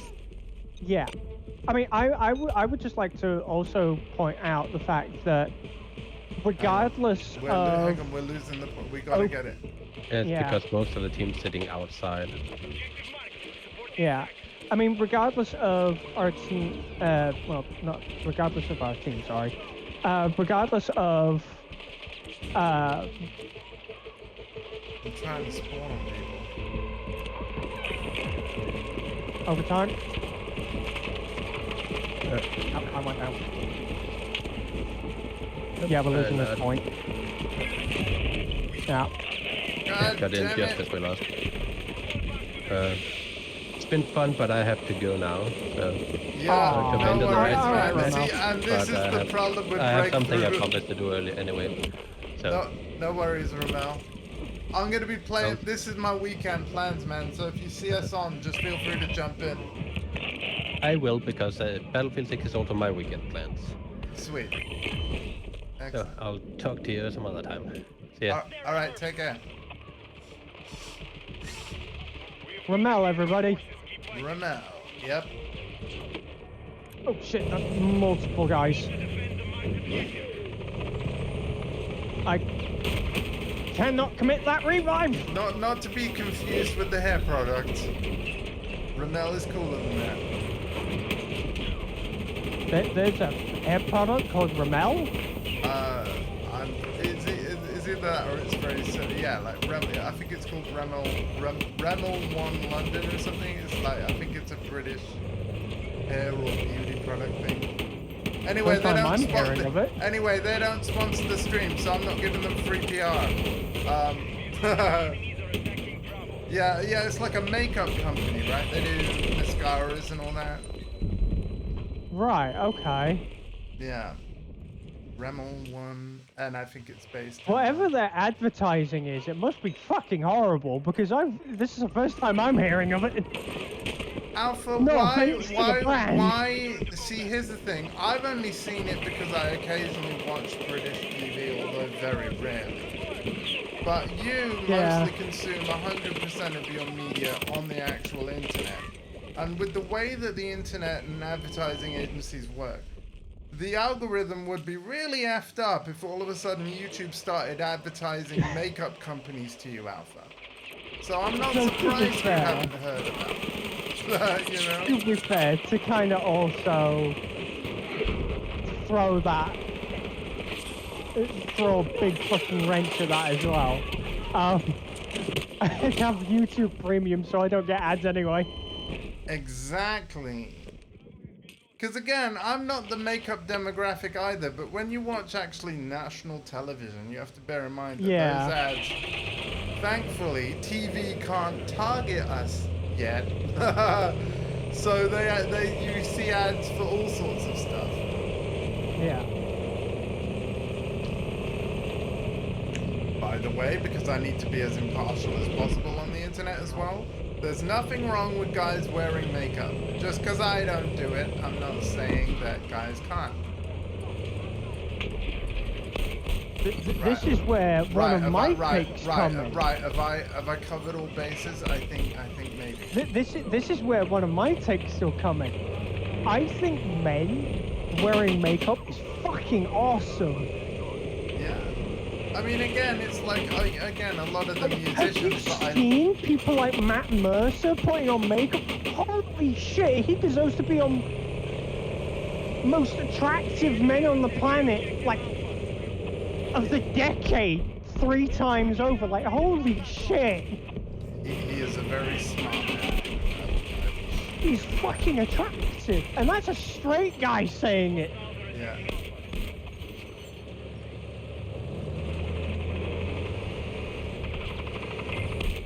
Yeah, I feel already like my best years are behind me, but that's okay. Now, hang on a minute. Matt Mercer is like in his 40s almost. Exactly, but he takes care of himself. And you don't? I'm fueled by Coke Zero. And like, not very much sleep. So no, no I don't. Not as much as I should. So like, every person in their 30s nearing 40s. Yeah, pretty much. That just sounds like taking care of yourself to me. Well, you know, I do what I can.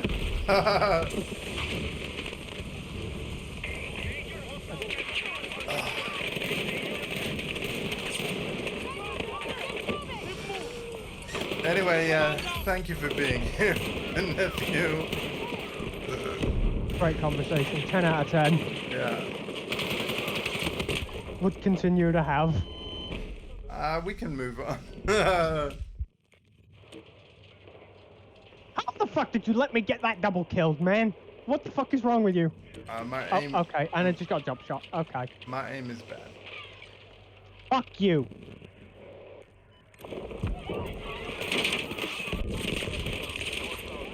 Go back to Black Ops... Oh, wait, that's not out yet. November 17th. I will not be buying it. Mainly because I can't. Right? I actually cannot.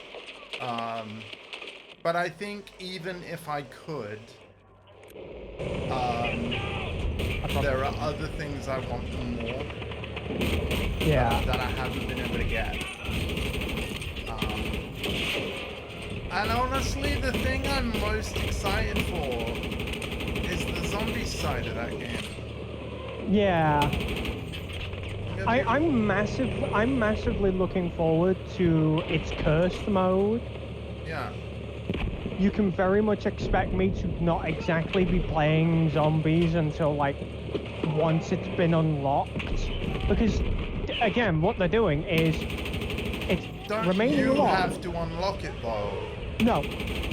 The first team to complete the Easter egg, it unlocks for everybody. Oh, okay, so you're just gonna wait on that. Basically. Huh.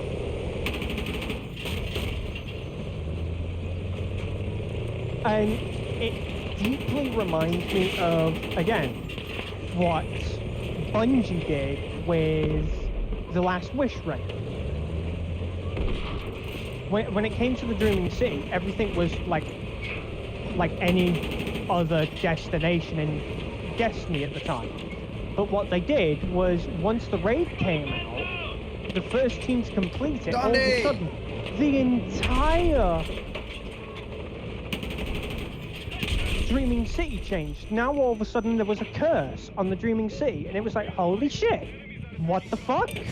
Alpha, after this match is over, because of course we lost Ramel mid-match because he had to go, can we actually test the party thing, you and I? Because if they've actually fixed it, Dondi's just appeared in chat, we'd actually be able to say they fixed it. Let's definitively check. Alright, let's go to the main menu then. Yep, I'm gonna invite you. So Fingers crossed. Don't join. Fingers crossed. Unless I'm already in. Well, then I'm gonna leave. Nothing unlocked. Nothing locked. Yeah, no, but nothing is locked. I'm gonna leave the party. I'm leaving the party. We're going back in. Okay. I'm inviting you to the party. Because it's the reason why I'm on this, Dondi, is there's double XP this weekend. So this is my weekend plans. And we're gonna go to play. And let's see, multiplayer. Nothing's locked. Let's fucking go. They actually fixed it. Are you cool with me doing Conquest? Also, guys? I'm perfectly fine with Conquest. Oh, you've Arc Raiders!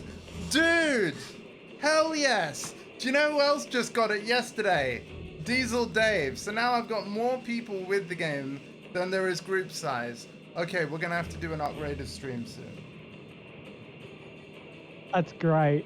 Awesome! I've only done 5 hours of Arc Raiders so far. It was that launch day stream.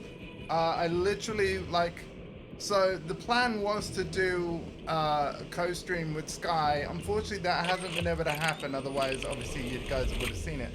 But yeah, I'm glad more friends are picking it up because I'd like to coordinate with you guys and do some sessions. I do really love Arc Raiders.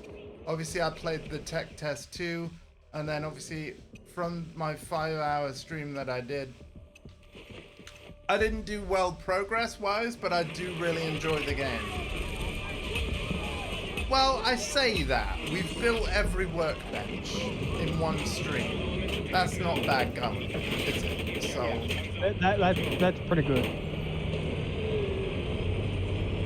And we got to, basically I got to the point where, you know how like the NPCs give you quests?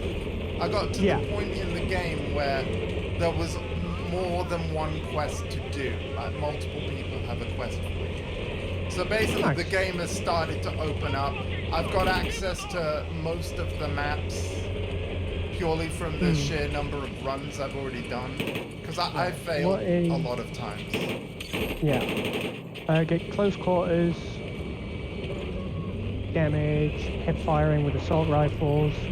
That's fair, Dundee, so long as like your well-being isn't hampered by your lack of the stuff you need to go shopping for. That would be my only concern, really. Like if you genuinely need to go shopping, well, I just hope that you've got enough basics in the home where you can tide yourself over. But yeah, you know what I'm saying, right? I want you to be okay. Honestly, Dennis, the best thing you can do at the moment is kind of just chill. Yeah, just chill. And don't force yourself to go shopping while you have executive dysfunction. You're just gonna make yourself worse. And you'll get to the point where you'll just shut down and you're just gonna feel miserable for the rest of the day. For example, if you don't have food to eat tonight and you need, obviously you need food, then this is a sign of order a takeaway if you can, so that you don't have to cook. You know? Yeah. Anything you can do to make your life easier, do that.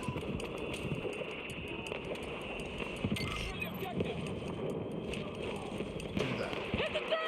Again, only get around to it when Yeah, you gotta do it when you your actually mind can. is right. Yeah. Because as somebody who suffers with executive dysfunction on a daily basis, I mean, he is, like, I am gonna just be realistic, and I hope this doesn't make you feel worse. He is gonna have certain constraints that are out of his control, such as the closing time of the shop and stuff That's like that. true, I'm just yeah. being realistic. But yeah. You obviously know your own travel time. You know the closing time of the shop. If you've got several hours to psych yourself up, use them wisely. Yeah. And don't panic. But like, yeah. panicking with executive dysfunction is the worst thing. Yeah, that's why I Because said don't you panic. you go from being like, no, yeah, this is fine, I can manage all this, to then all of a sudden something in your brain just snapping, and then you're freaking out for the next 10-15 minutes, and you're just like, oh. Can Minnie help? Can Minnie go in your stead or anything like that? Closes in 3 hours. Also, do they deliver? Some shops deliver, right? Like, you know, Tesco's, Sainsbury's. Obviously, you have different shops out there. Yeah. Behind you. How's he ignoring you? How did he ignore you? Because he didn't see me. I'm like a ninja. But he eventually Your saw camo me. was impeccable. I'm You were fucking Metal Gear Solid. Was it really? Snake Did it Eater. actually match the environment? Because I guess so. Yeah, looking at my arm. Yeah. A little. You stick out like a sore thumb in snow. Oh, okay. Of cows, but you know, holy shit. Hey Dondi, so you don't have to think, would you like a reminder in like an hour and a half? Would that help you? Like if you're just gonna lurk with the stream on, Why is would the you ace like a a little sword reminder? Range? What is happening?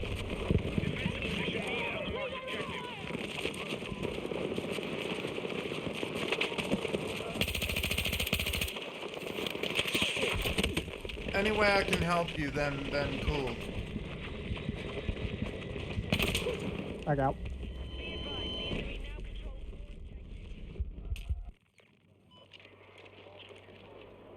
We are targeting objective Bravo. No, might do it for another minute. Oh, okay, cool. Another thing I was gonna suggest, because I sometimes do this with Yax. Yax will sometimes Discord call me while he's going out for a run and stuff.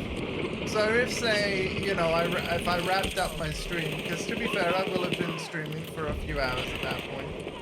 We could have just jumped into a Discord voice chat and just chatted while you went to the shop, and then obviously you just mute us when you're paying for your stuff, and then you can talk to us while you're walking on the way back.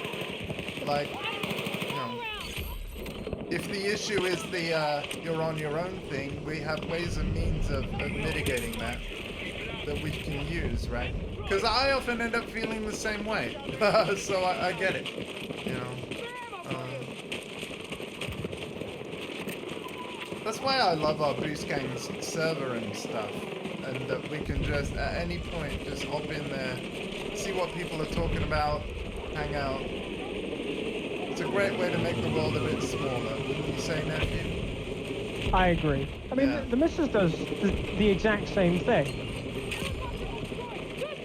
Yeah. When she goes out shopping, so it helps and it works. Yeah. No worries, Dondi. Rest well, sir. I'm so glad to have you with us.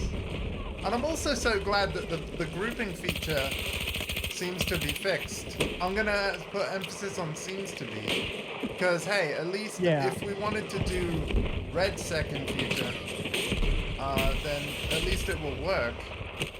Be advised, Delta is under attack. Feel kind of anxious. Yeah, no worries, man. Again, do whatever you need to do to feel better, and to be fair, I hope being here helps, but if it doesn't, I don't mind if you go, man. Don't feel obligated to be here. Also, because you're such a wonderful audiophile whose opinion I trust, how are the audio levels in your opinion? Because there has been a tweak to the sound of this game. We are now using Wartape's VAL. Which is if you're a Battlefield player, that seems to be the audio mix that everybody's using. So I'm like, okay, I'll give it a try. I was on Wartape's Vanilla, but now I'm on the VAL. Also, why was I so stupid? The Battlefield had to go. Rip. Alright, man. Fair enough. Completely understandable, though. See, frickin' Apex is bloody massive. And because literally Arc Raiders is literally more my speed in that, like, people aren't zipping and dipping, I'm gonna be honest. I'm also tempted to delete this. But I haven't played it with you yet, so... But, yeah, we just like different pace of that extraction shooter then, I suppose. But yeah, 95 gigs for something where I just get blasted, I'm like, ugh.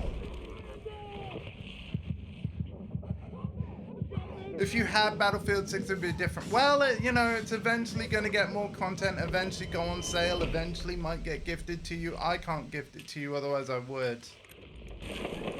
Because you know me, I just want more people to play my games with. It's like, for example, Alpha. If I could get you and Destiny Arc, it would have already happened. But I literally cannot.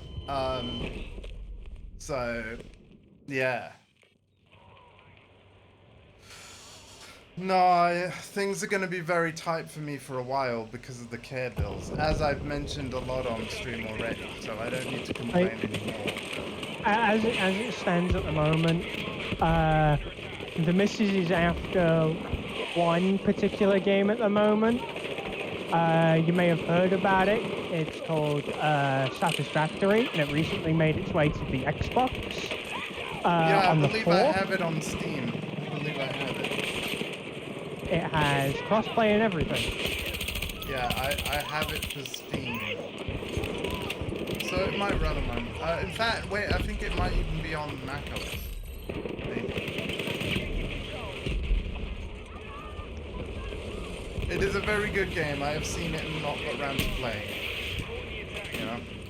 Destiny is a big fan of automation games. Me, not so much. Again, like, that doesn't surprise me with, and I mean this with all the love in the world. I feel like games like that, people with ADHD will actually not just enjoy them, you'll excel at them.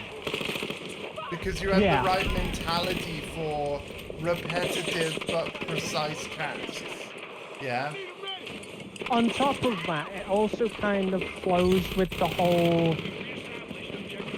You have to manage multiple things at once. And what you see, what somebody with ADHD constantly doing. Managing multiple things at once. Yeah, same for people with autism. Like, again, you guys will shine at that stuff. That's probably why a lot of, like, I mean, again, I don't keep an eye on all the research, but I wouldn't be surprised if a lot of line managers have ADHD and autism or both. Because you have to manage, like, whole product lines. You know? And your job is the same thing every day. Like, yeah. Put the people good at a thing on the right job. Yeah. It's almost as if though it's part of evolution to kind of make sure that Natural selection is absolutely a thing. Yes. This has been happening like throughout our entire history. And again, like back in the day, like, you know, in the sort of caveman times that we hear about and read about and stuff, or, you know, learn throughout history, this sort of thing just sort of happened naturally. And obviously animals and different species just naturally, through instinct alone, this kind of thing happens. But like, it's a very interesting thing where, like, yeah, I think certain mindsets, I'll just phrase it like this, it's not a hindrance, it's a superpower for certain types of stuff. And so I like, as a lover of video games, that there's quite literally a video game for everyone, you know? Yeah. Oh shit, I didn't even know there was a... Yeah. Sorry. I'll come get you. Oh, thank you. But yeah, like with Red Set, I mean, fair enough, Dundee. I like it's funny though. It's an interesting thing because I'm liking Red Sec because of how it's unique from Warzone, Apex. It's like I want to be able to blow up a wall with a tank, and or smash through a ceiling with a sledgehammer and get the drop on people. I think it's the best battle royale that's released in a long time. Because of the battlefield parts of it. But yeah. Oh, I am so getting in that. I am so getting in that. I am so getting in this. I'm actually surprised at how good Red Sec actually is. Because... You motherfucker! Even though I liked Firestorm in Battlefield 5, Red Sec is a much improved version of that, you know?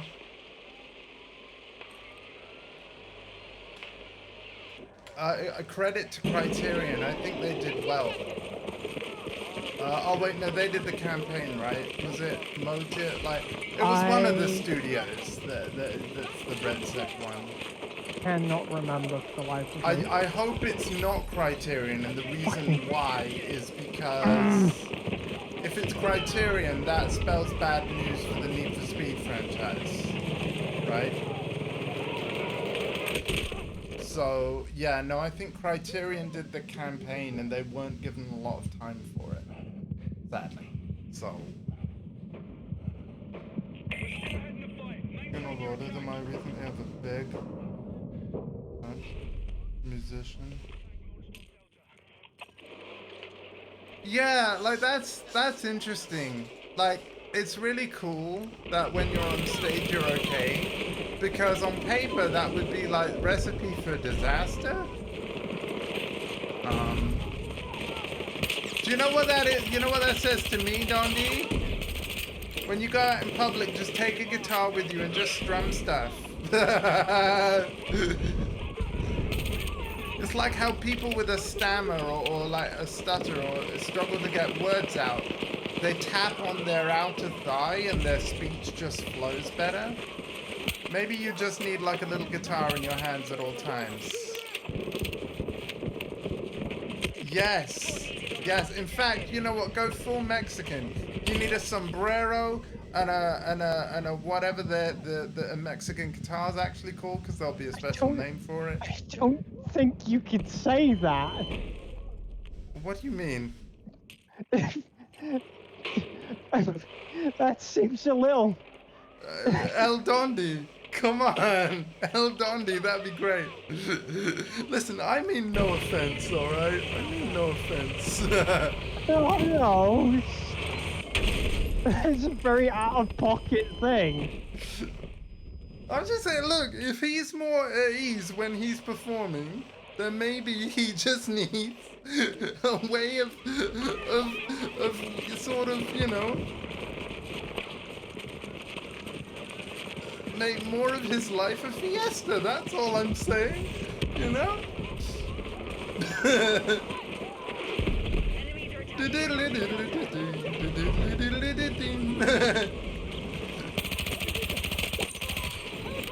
Anyway.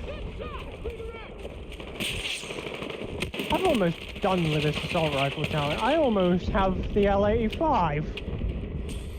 All squads, we are heading for victory. Maintain attack on Danish Ozzy Osbourne. You know what? I can see it. I can see it. I told him that last night. Yeah, He's yeah. got on a fucking top hat and everything. Hey, Tank Buster. You see, you can't do that in Apex Legends. But no, seriously, Dondi, a word once given. I'll join you on Apex, but because of, like you say, because of the speed of it, I'm not expecting to do well or enjoy it as much as Red Sack. But I'm willing to give it a shot. I can tell you I don't enjoy it alone, so I'm hoping to enjoy it more with friends. But yeah. Oh, feel free, Dondi. Yeah. Yeah. Yeah.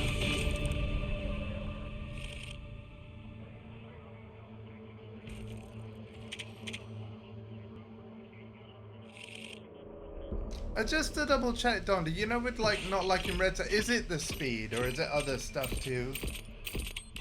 Because game feel I know is really important, and understandably it's important to you, but like, yeah, I just want to be on the same page. I don't like putting words in people's mouths and all that stuff, sort of thing, so.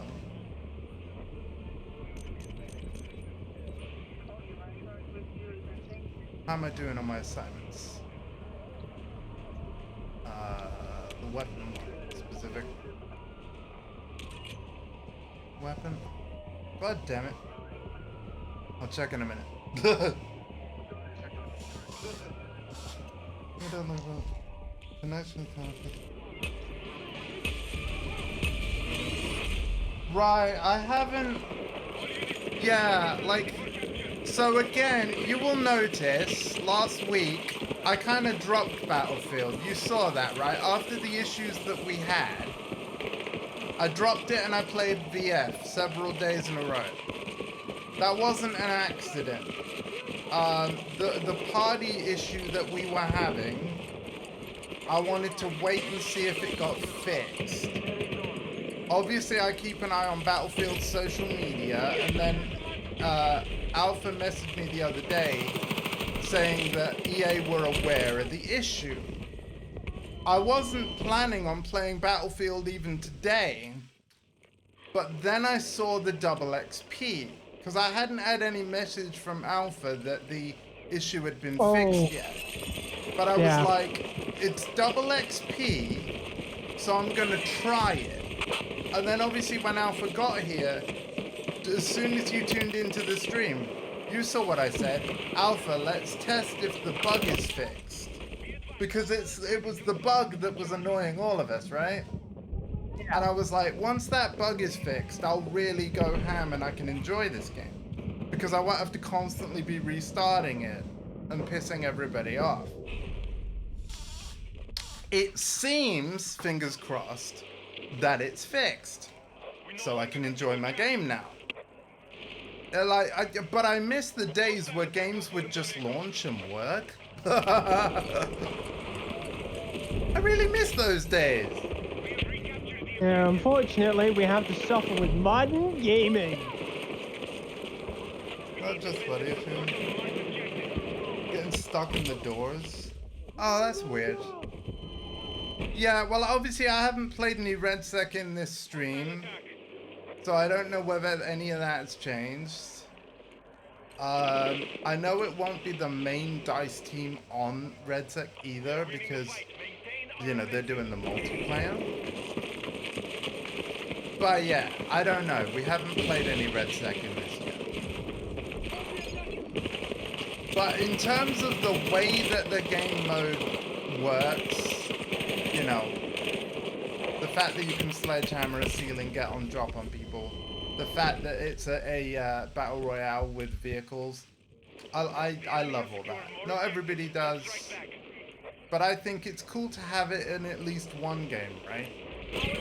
Because that's what makes it unique from all the others. too much of gaming is the same. You know? It's a lot of playing it safe nowadays. Yeah.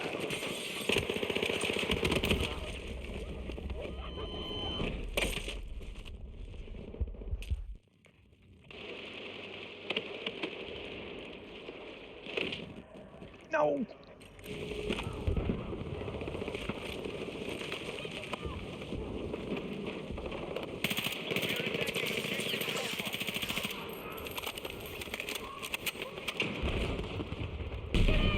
Yeah, no, I agree. I agree. And it is weird that it only seems to be an issue in the start of a round and not later. But yeah, no, they need to fix it.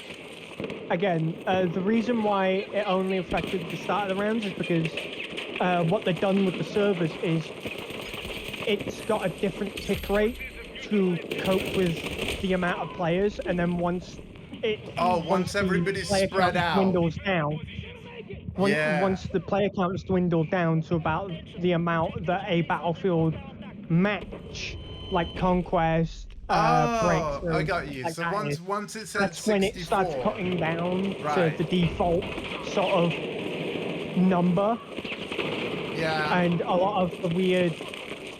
Yeah. And you see, here's managers. my counter argument, and I'm gonna add a counter argument to it to save some of Dundee's typing. I'm the kind of player that would like, okay, if I know this is gonna happen, I would deliberately change how I move through the map. A counter argument Dundee might have, and I agree with, is you shouldn't have to change how you move through the map. I agree. But if it means that I get less frustrated with the game, it's just what I would do. I adapt, right? I like adapting. But yeah, I do agree you shouldn't have to. Hopefully they sort that out. I'm not convinced they will, but who knows, you know? They might need We'll to just if have they to want. wait and see. Yeah, they might need to. They might need to fix it if they want to compete with Warzone. If they're truly serious. But it also makes me wonder is how many people on like the Battlefield subreddit or whatever are complaining about this issue. Because it's also one of the things where if there aren't enough with people with Dundee's complaint, it won't get fixed. You know? And this is where another problem comes in, because now that you've mentioned the what the Battlefield subreddit is saying, unfortunately, it's not that. Right. So they have issues with other stuff. Yeah. The Battlefield subreddit are currently complaining about the color of uniforms and the battle pass. What? No, Not I the would say underlying like, issues and bugs that are currently plaguing the game. Right, I want to be super clear about something, especially because, Dundee, I don't want you to misunderstand. Your concern and complaint about Battlefield is 100% valid, and I think it absolutely should be a priority to be fixed. It might not be something that's bugging me, but it definitely is something that is serious enough to like, yep, please fix that ASAP. Especially because it's a big reason that's keeping you out of the mode and the wider game. Completely understand, but you know me. I would much prefer like to have more people to enjoy the game with. So would I be happy if you played it? Of course. But yeah, I'd want you to have a good time if you did. So yes, fix the issue. Here's the thing though, I'm not in charge of the team, so I can't make them fix the issue. Yeah. But no, don't get me wrong, I think, yeah, that is a very valid concern. Like, you should be able to go through doors and buildings without any weird glitchiness, no matter how early in the round it is, or how many players are still alive in the match. Like, Yeah. 100%. I hope I've made that clear enough. But yeah, Absolutely. because we can't though, I would just, I don't know, stay outside, stay on the bottom floor. Yeah, stuff like that. Which isn't an ideal fix, I know. But I'm just letting you know what I would do in your position. Yeah.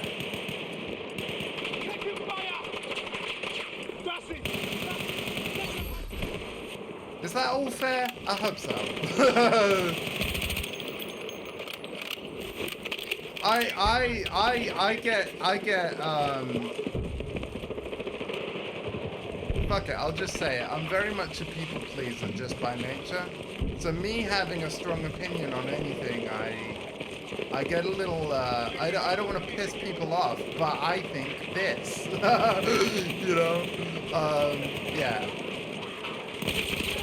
I'm entitled to an opinion. I have to remind myself of that. I'm entitled to an opinion.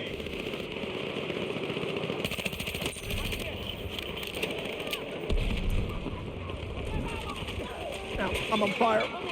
Why am I on fire? I wasn't even in fire. What the fuck? Friend of the I'll be away for a bit.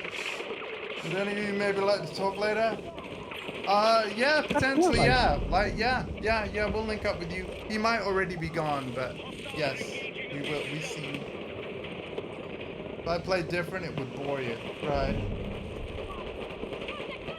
There's all community. Oh, well, good. If people are complaining about that issue, then good news, Dondi. Then all you probably have to do is wait a bit, right? If you do happen to still be there, if there are whole people complaining about that issue, all you have to do is wait a bit. You know, maybe wait for like Red Sex Season 2. Because if there's enough people playing, there will be reason for them to increase the tick rate of the servers of the whole node, right? That would indeed be the case. Yeah. Yeah, no, again, you just join that chorus, and then, yeah, the more it's complained about, the more likely it will get fixed. But anyway, because I like the mode and actually want to play it, if I will actually keep an eye out for that issue. And if it is fixed, we will let you know. But in the interim, have a great time. We'll catch you later. Thank you for stopping by. I will see you in Apex. I'm gonna play it with you before I consider deleting it. But even then, I'm happy to re-download it if I knew we were gonna play together. But yeah, I don't enjoy it solo. That much I can tell you. I'm too slow. There's too many whippersnappers in there, man. I need your help. But yeah, thank you for being here, and we'll also join up on Arc Raiders soon. It's actually really good in solo because when you queue up solo, you're match made with people that are also queuing up solo. So yeah, I actually think that's really neat. But I'm very happy that more people I know have bought Arc. So we'll absolutely team up.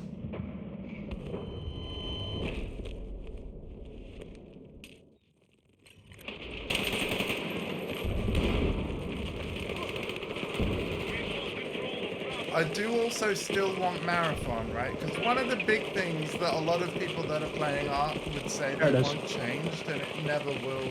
It's not happening, and I actually think that's okay. A lot of people wish Arc was first person. Because you can because of the corner peeking. So you can, your body can be entirely behind cover. A player coming in cannot see you. But the player that's behind cover, they can see you. And because it's PvP, a lot of people get mowed down because they were seen, but they weren't seen that they were seen. You know what I mean? Yeah. Like, so, but that's just Arc Raiders. It's just a third-person thing. So my perspective, and again, I get a little defensive about, do I even have a right to have an opinion? In my opinion, if you want a first-person Ark Raiders, keep an eye on Marathon. Because a first-person extraction shooter is just what Marathon is. I actually think it's healthy for the market for there to be an extraction shooter that is third-person. For all the people that are looking for that. You know what I mean? Yeah. So, I would actually be disappointed if Ark ever added a first-person mode, even if a majority of players ever wanted that, or even if the devs decided they wanted that. Because all of a sudden, the whole genre would have lost their third-person option. Do you know what I mean?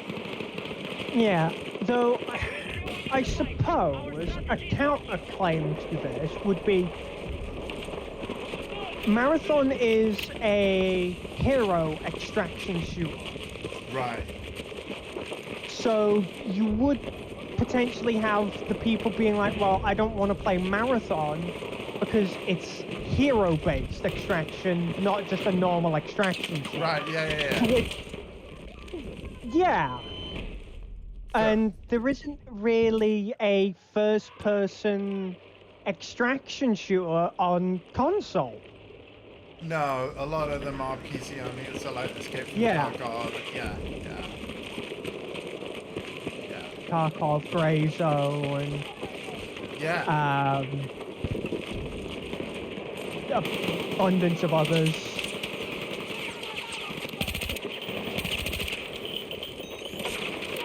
It's one of those things where it's like, yeah, that's an issue, all right, but there's not really much you can do. Yeah. Now, ironically, if it was first person, I probably would do better at shooting. But I also think it would be harder to defend oneself from the Ark. Yeah, I mean, because of how much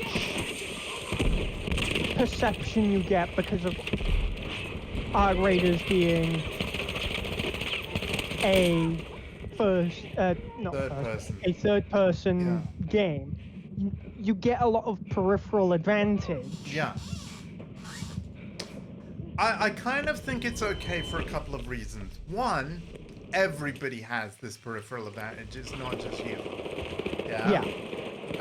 Two, because of the way that weapons are balanced. In other words, reload animations are very long. And things like this. And I think another aspect. Oh, yeah, of course he is there.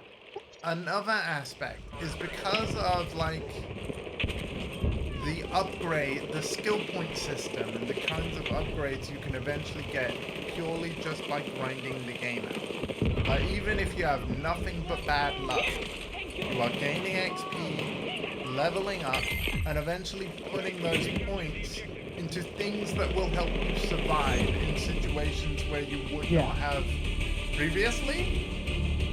I think for all of those reasons combined, and possibly more, it's actually okay for Ark to be the way that it is, corner peeking included. Yeah. Right? Because I also think, in a way, because I'm trying to be as kind of neutral about this as possible. If you know you're in a situation, like a position, where you might be being corner pecked and you don't know, wouldn't you move? Right? You would. Yeah. You would just move. So, you know, unless you run into Shroud, then you might as well just log off. I mean, the dude, I tuned into some of his streams. I mean, he joined, he grouped up with Carnage and other streamers during like the test. Ironically, I've been watching Co play it a lot. He mostly solo queues, and has really been enjoying playing that. I know Shroud recently did a solo queue, and And to be fair, that doesn't mean surprisingly- it doesn't mean that Ko's a solo player. Like, yes, he solo queues, but he's very much friendly coming through. You're friendly. Would you like to extract with us? Like, you know, say he'll group up with the people in the server, yeah. but it's not through an official in-game party system. It's like through actual. I can't believe that we have to say it this way in this day and age, but yeah, he casts diplomacy. And then 9 times out of 10, it's like, wait, are you Co-Carnage? Yeah. Which, speaking on the diplomacy front, Yeah. I don't know how much of a vocal majority this is, Yeah. but the Arc Raiders subreddit was up in flames recently because they were getting really upset at people just primarily playing it for PvP purposes, rather than being like, hey, let's not fight, we can talk this out, and we could just go our separate ways without even having to fire a bullet here. See, And like, yeah, as it's frustrating as it is, very- especially for someone like me, like, because again, I haven't progressed much in the 5 hours I've played of it, right? But I also recognize what I'm getting into. It's PvPvE, like, that's the game. People are gonna betray you, people are gonna kill you on sight, like, that's the game. If you're not okay with that, then I personally feel like it's, not to sound like a gatekeeper here, but it's literally not the game for you. I know I've only played 5 hours of the final release game, but I played 40 hours of the tech test, okay, or something like that. Maybe not that much actually, but certainly a significant amount. And through doing so, like, I really get what the game is, and I'm like, this is something really special, because even though, like, extraction shooters is not a new thing, you're right to say it's kind of a new thing for console. And Arc Raiders has enough sort of lessons learned from the genre, where, like, the QOL and polish is really there, so that because it's my first proper foray into an extraction shooter, it's also one where a lot of the clunkiness has already been worked out, and it meant that my initial experience is a lot better than what it would have been had Tarkov been on console on day one or something like that. Yeah. You know? So I'm really enjoying Ark. It can also be kind of... It can also be approached from the angle that because of the niche that Ark is filling, you could also kind of see other... Like, okay, the way I'm kind of looking at this is Arc Raiders is massively taking up a share of the genre because other extraction shooters don't have a place on console right now. Yeah. So it's taking up a lot of that market share. And they're also now capitalizing Tarkov. on, you know, they clearly looked at Marathon and how, like, you know, in the test thing, you know, they dropped the ball, and then obviously the games faced delays because of things. So it's like, oh, the Embark guys were like, we have a window of opportunity where if we don't screw this up, rather than like worrying about like, oh man, are we releasing too close to Bungie's game? They're like, no, we can actually do this. And credit to them, they're off to a fantastic start. I mean, I do believe just a couple of days ago, they added a new map condition. Because obviously there's like Night Raid, where like there's more loot, but also more arc. Like the arc and more style at night. I can't remember what the new condition is, but it's something to do with some kind of silo or bunker or something. Right. Yeah, and then of course, similar to like how Battlefield's gonna have temporary snow maps. One of the updates for Ark is called Cold Snap, where again all of the maps in the game. I saw that one. Yeah, I all saw the that maps will get that were like advertised. winter It looked elements really to cool. it. Yeah. I think it's definitely going to be, I know you don't have it now, but I definitely think it's going to be one to keep your eye on and potentially get. Oh, I'm definitely going to be getting it. Yeah. Granted, probably a few months from now, but I'm definitely after the game. Yeah. Because I had a blast playing it. Yeah. I can tell you, even from my 1 5-hour stream, there is way more to the game. Even on day 1, that the test, didn't show us. Yeah.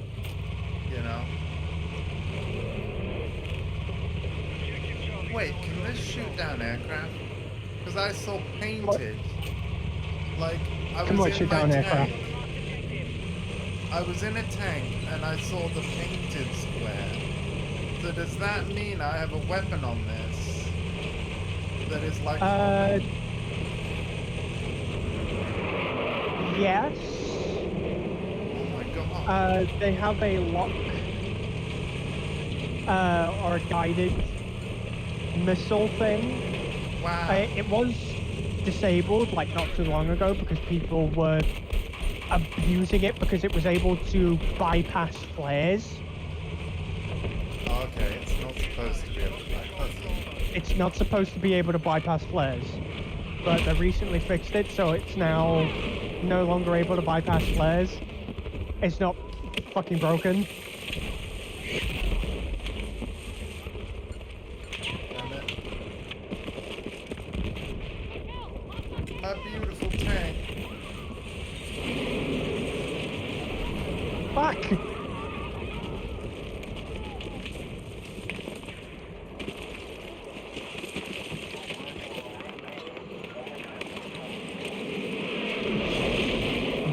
Where am I? No. Okay.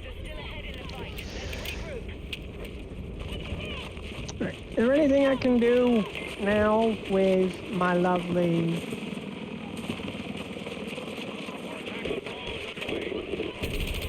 Yes, I can start adding some new attachments to the L85. I am so glad that, I'm playing this now. And again, even though without official confirmation, the issues that we found close launch and close Season 1 launch, good job on all the Battlefield studios for tidying it out, because I just want the game to be at a point where I can just play it and not think about the bugs. Because I do agree with everything like Donnie was sort of saying, I genuinely do. I'm also a little disappointed though, because I don't want those issues to be there so that, his experience isn't as negative. I want to enjoy my games with as many people as possible. So like, any kind of, I'm uninstalling, like, oh man, like, Which is totally understandable. I get it, but it's just, it sucks. If you have a bad experience, you kind of I know. not gonna be happy. I also think though that the like and here's a hot take where like people and Dondi included might slam me for this. How quickly people get to that point bothers me a little. Because look what I did instead. Like, take these Battlefield issues as an example. What I do, like, let's say the matchmaking bug, it genuinely did bother me, right? Yeah. But I don't delete the game. I'm like, I'll put it down and I'll check in on it next week. I feel like not a lot of people do that, right? Yeah. Control. A lot of people just delete it and they never come back to it because they cement in their mind that the bad experience that they had is what the permanent experience of the game is going to be like. So because it didn't work then, they never want to play it, you know? Tekken 8 is a perfect example of this. Because of, like, you know, a lot of the issues people have, even if Namco were to change stuff where, like, you know, movement is better. Yeah, I mean, granted, it's no VF5, but, you know, movement is better than Launch Season 2 as an example. Yeah. But it doesn't matter. Do you know what I mean? It doesn't actually matter. The damage is done. They don't care. People move on. And you might be thinking, and understandably so, Andy, what does it matter to you if so-and-so, like, has made their decision that it's them missing out, not you? And I'm like, yeah. But I'm a very community-orientated person that wants to enjoy his games with as many friends as possible. And as soon as people check out like that, it's like, I do lose out. Because ultimately you end up playing a thing and you're thinking, man, so-and-so's missing out. You know? I commend you. I commend you, Alpha, for kind of being one of those people where, like, if I want to play something, more often than not, and obviously it's in part it's because your life allows it. You know, we have a very similar lifestyle, but also, you are very open to, oh wait, is it fixed now? Cool, let's check it out. So many people are not. And I'm like, I don't know whether it's because of, I don't know. I quite, like, somebody needs to explain it to me. Because it doesn't make any sense. I'm the kind of person who kind of looks at an issue and it's like, okay, this is pretty bad. I've made the people who need to know about it aware of the issue. That's the best I can do.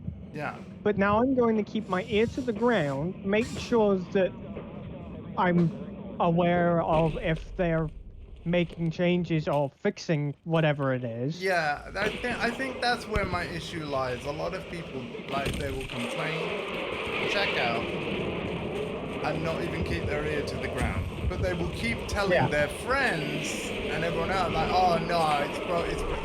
You don't know anymore. You've stopped listening. Yeah. You know? So, I was like...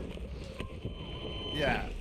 The reason why I'm like this is because of how much Halo I have played. Yeah, yeah. I constantly was listening to whatever feedback they needed because of whatever issue was going on. Yeah. And the best thing I could do to make sure that the issue was aware and could be fixed was just submit a ticket. And I'm gonna say something here, right? Why do you think I'm not gonna say I'm gonna try and be careful with how I say this because obviously, it's one of your favorite franchises. I realize I'm part of the reason why I still find that story crazy. But like, here's the thing: because of how much of a Halo fan you are, much like how I'm a massive Tekken fan, right? It's the first 3D fighter. We both are willing to a certain extent, give these franchises a pass because we love them so much and we want them to do well. Yeah. Right? I am not going to be a hypocrite because everybody knows that I have strongly defended Tekken 8 when a lot of people have not.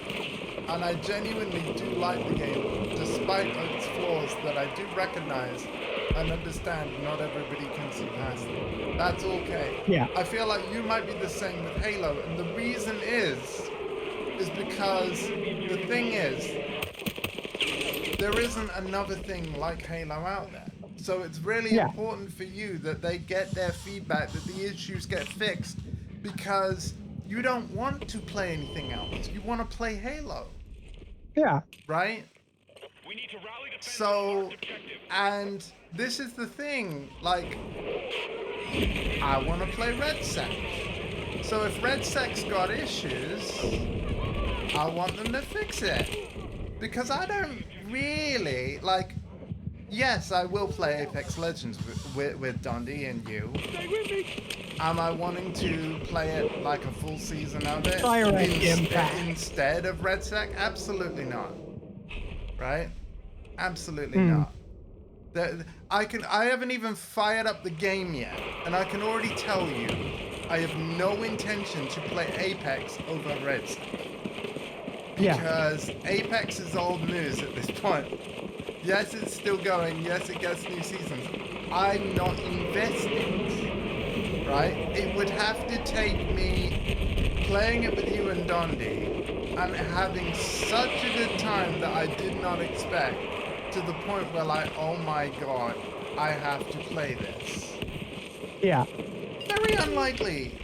Like, I'm not gonna say impossible, but I'm not going in expecting that, you know what I mean? I'm expecting to go in, have fun, like, oh, that was cool. Yeah, we could do that again sometime. But I want to finish the Season 1 Battle Pass of Battlefield and stuff like that. Do you know what I mean? Like, I got my most Apex hours in when Apex was new. But I will be honest, I think part of my distaste for Apex is it's a distraction for the team, a live service distraction that made Titanfall 3 less likely. In other words, because the studio has to constantly add to Apex, they have less resources available to make a sequel to one of the best shooters that even Apex fans agree is great, and they want another one. Apex is probably the reason why we can't, part of the reason why we can't have another one. You know? Yeah. And I dislike it for that. Because Respawn are spreading themselves too thin. Between Star Wars Jedi, like... Are you fucking serious? Yeah, between the Star Wars Jedi series of games and Apex, where is the resources to make Titanfall 3? It's not there. Yeah. And now with EA's new ownership changes, even though that deal hasn't closed yet, I feel like the highest ups will be like, why should we make Titanfall 3 when Battlefield is our most successful shooter? Yeah. You know. I know good friend who created the Dead Space franchise is like the second he heard about the new leader buyout that's in progress and pending, he immediately turned around and was like, according to insiders, I am going to go back there and see if I can convince them for me to make a Dead Space 4. Yeah. Which, I mean, I can't blame the guy. New leadership is new leadership, right? And clearly the shareholders that were there said no, so the fact that they're gone means these guys might say no too, but they also might not. I understand his logic. Yeah. The thing about Dead Space is it's kind of like, we're talking niches within niches, right? The horror genre of game, like, it's not a mainstream genre at all. Yeah. The most mainstream it's ever been is the Resident Evil series. It just is. Because Silent Hill is way more niche than Resident Evil. Like, Resident Evil is actually the most mainstream horror franchise ever, in the sense that many of them aren't even scary. Yeah. And what proof of that do you need? Look at how many of them I've finished and played. If they were scary, that wouldn't really be the case. I mean, it's like a lot of people found Dead Space Yeah, scary. Dead Space, Like, Dead Space I can't hack, and it's because of the style of horror that it is. So yeah. it's not even the creatures as creepy as they are.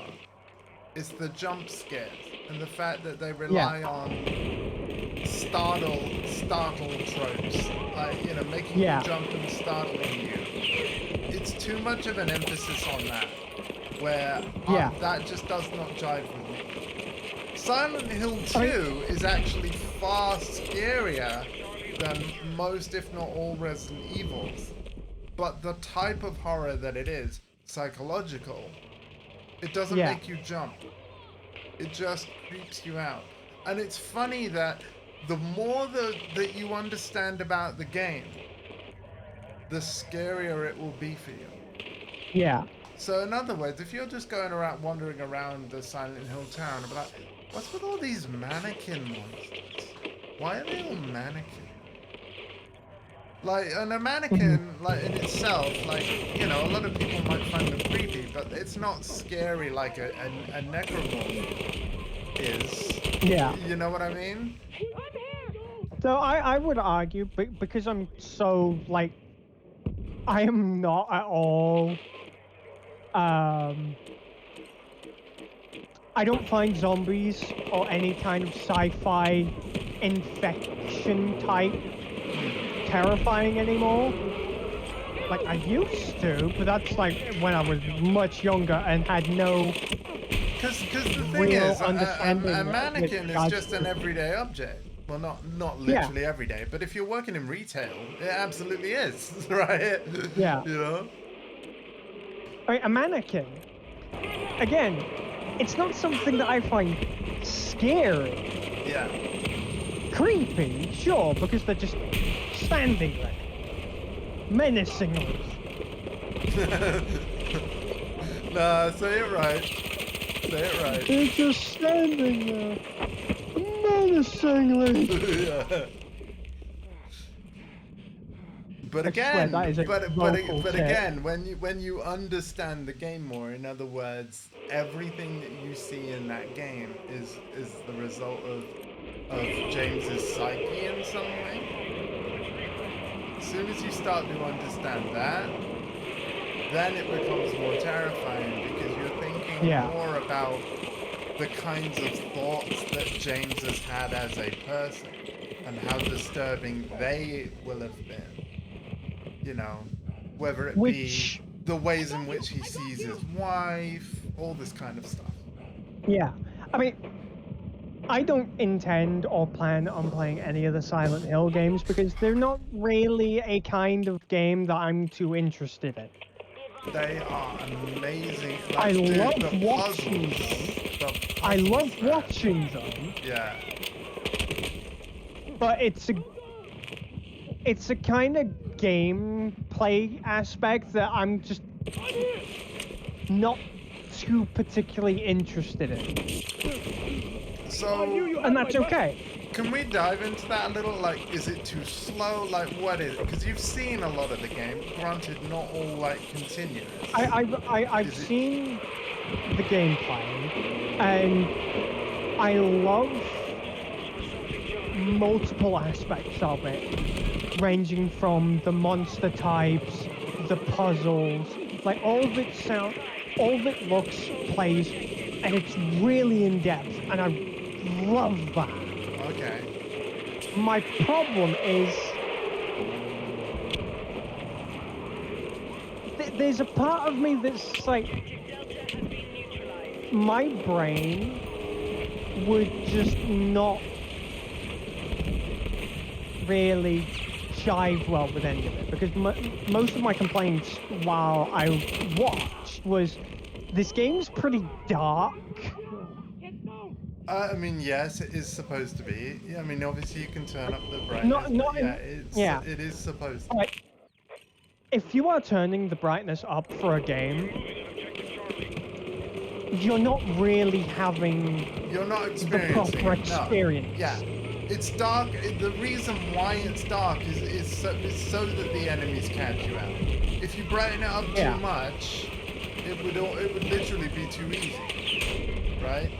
You're actually. It's like And actually, this is interesting. I saw this with an indie game that was really popular at one point, Lethal Company. People just jacked up the brightness, and it's like, but you're just removing the horror factor of having to explore a place. Do you know what I respect, man? You know what I respect? So, I respect the fact that you don't like how dark it is, but you realize that it's integral enough to the experience to where the way that you would want to play it is not the way that it's meant to be played. But you're basically respecting the vision of the game where, like, okay, it's supposed to be this way, but I don't think I would enjoy that. So it's literally just not a game for me. Rather than, that's fair. Like, what I would say to that, though, like, what's interesting about the other bits, like, there's certain puzzles that you were going through where I was like, this is way too dark. To even remotely complete this puzzle. Well, no, obviously I did it. And well, yeah, but it took you multiple attempts to figure out that particular puzzle. And again, I largely blame how dark it is. And if the brightness is impacting a puzzle, that puzzle is not fun. That puzzle is a nuisance. Yeah, I mean, so my first playthrough was like, what, 25 hours? The second was 15. And again, I literally just forgot some stuff. I think some of the stuff you saw me get stuck at recently was actually stuff I didn't even get stuck at the first time. So there was a crawl crawl space, for example, that the first time around I would have found it right away. I just wasn't looking camera around in the right way. Ironically, even though I haven't played the PS2 original, these problems probably won't be an issue in the PS2 release, because PS2 release I've seen did not and watched people play the PlayStation 2 version, and oh my god, just thinking about it, because there are certain bits with the PlayStation 2 version of Silent Hill 2 that I am very photographic with. Right. It is not dark at all. It is a very ugly, bright horror game. This is an interesting thing, though, because you know how you were saying, like, about cranking the brightness up. What's funny about the original is that the darkness of it actually had more of an impact on the actual gameplay in the original. Where, like, James won't even look at his map because it's too dark for him to see his map. So you have to turn his torch on to even see the map. I actually wish that if you didn't have the torch on in the new one, that James would say the same thing, but no, you can actually pull your map out and read it in the remake. Without needing the torch on at all. I think that they probably made that change to facilitate a more modern audience that would literally just be like, what the hell? You're telling me you can't read a map because it's too dark? What the hell? You know, Well, I mean, it's a realistic thing. It is a realistic thing, but again, I don't want to. I was about to say Gen Z, but no, it wouldn't be right for me to blame a specific generation. No.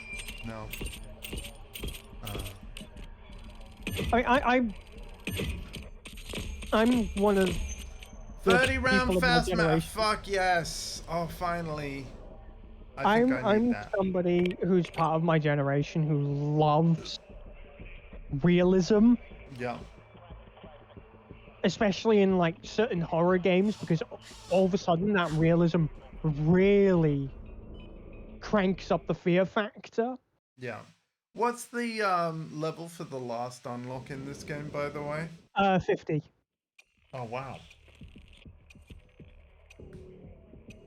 So, the last so basically, any levels beyond that is just style points, really. cosmetic, basically, yeah. The I last am cosmetic shocked. thing is 97.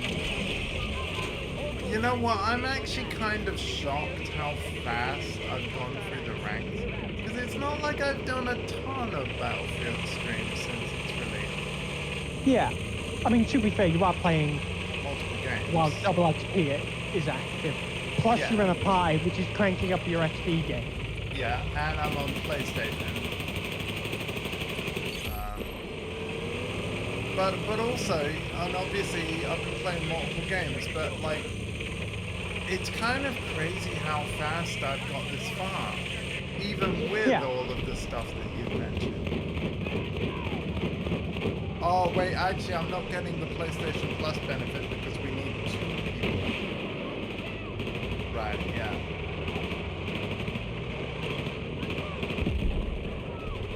You know, I'm not sure I want to use all my double XP tickets. Yeah.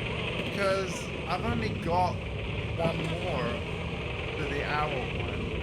And it's not like I'm leveling up slowly. I did use 1, because it does actually stack. I did use. Oh, okay. But yeah, again, because of how fast I've got to this point, I don't think I need to make it any faster. Oh, Dundee's back! Sweet! Hello! Cool. I'm gonna be honest, one of the reasons why I still haven't used any double XP tokens is because they don't function the same way they do That they used to, in 2042.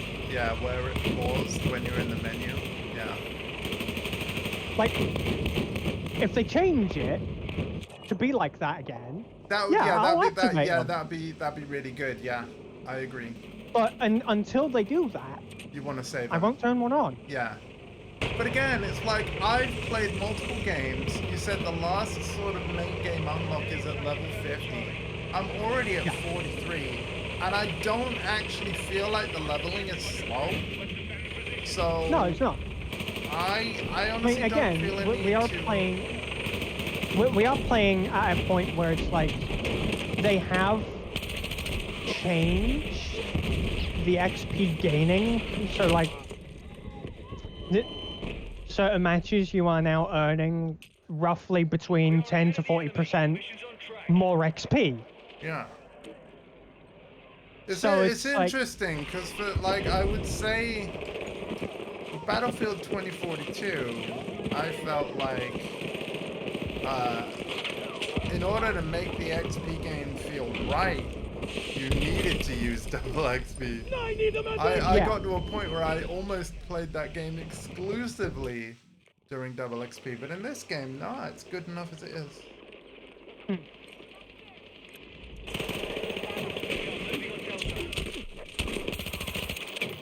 It's, I don't know.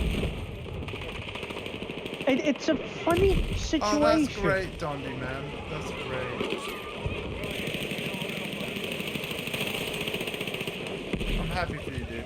And by the way, even though it's a double XP weekend and I would be tempted to, like, double stream Battlefield, Twitch and YouTube, I'm gonna make an announcement right now. I will be playing Battlefield this evening. I will. But I'm not gonna stream it. I'll stream it tomorrow afternoon. Because, you know what? I want to hang out with my friends. And sometimes we like to do that in private. I hope that's cool, because that's what I'm going to do. Your suggestion to have a chat later, Dondi, I like it a lot. So we can keep it off the record, as it were. I'm mostly an afternoon streamer now anyways. So. That's not to say evening streams won't ever happen. But I don't think I need one tonight. Yeah. I'll hang out with you guys tonight. But I probably will still be playing this. Because I want to make the most of the double XP while it's here. So... Ramel said he's basically going to be playing, like, this is Ramel's weekend plans. So what I'm imagining is that I hang out with you, possibly Ramel, possibly Alpha. We're all hanging out chatting, and we may even be doing different stuff. But I'm sure Ramel and I will certainly be in Battlefield at least.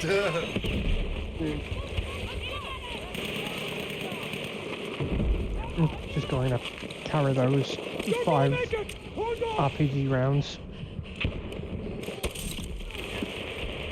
So oh you my have god! So you have Jump food now, Donkey, Battlefield. correct?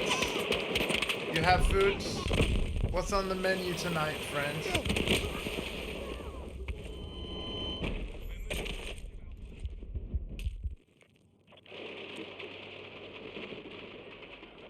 Hostiles now hold objective Echo.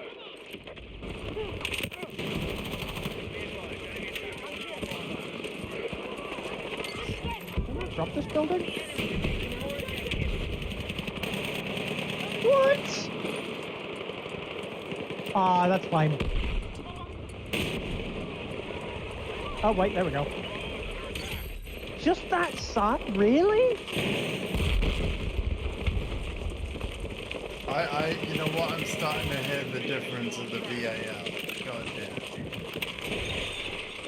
Wait until you start hearing jets and stuff flying overhead. Oh my god. You know, I probably, for the sake of like fighting off tinnitus, I probably shouldn't be playing it like this.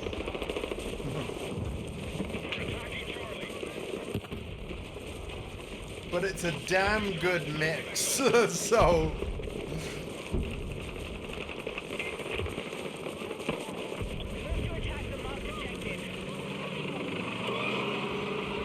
Okay. You did also buy stuff you can cook if you decide you can cook as well, though, right? Because what you just described, I'm gonna lovingly call, the sword humor! You did the sword humor, all the snacks. The enemy now controls the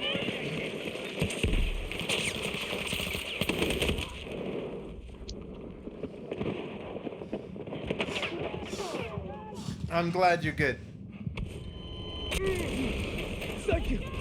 And again, thank you for being here.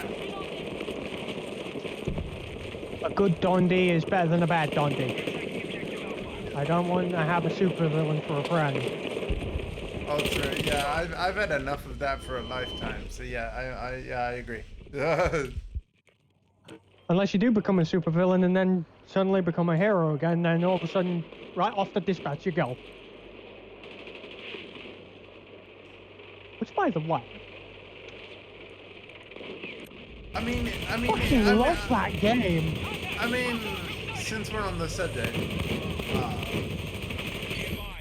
isn't like Wolverine kind of an anti-hero? Yes. Because like when also, I think of no. superheroes, like Spider-Man, very much in the hero category. Yes. Wolverine, it's a bit more of a gray area to me. Like, Yeah. so I actually feel like I need to play the Marvel's Wolverine game because I also don't think I know enough of Wolverine's backstory. But I actually like that I don't know enough of it because I'm very excited to basically go in a bit more fresh. So before you all start spoiling comics and things, like, hold up. But yeah. I wonder how much of the comics they are going to be taking the liberties from. Right, yeah. Because they will. They'll definitely take some. Oh, absolutely. But at the same time, it's like, how much of it will they be using? I mean, I know that one of Wolverine's villains was absolutely like Saberwolf, right? Yes. Yeah. So I'm expecting a Wolverine versus Saberwolf type thing.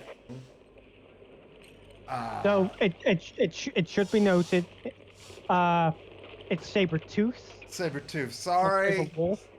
Why, It's fine. who the It's a fuck common is Saberwolf? mistake. Oh, no, I feel terrible. Like, who's Saberwolf then?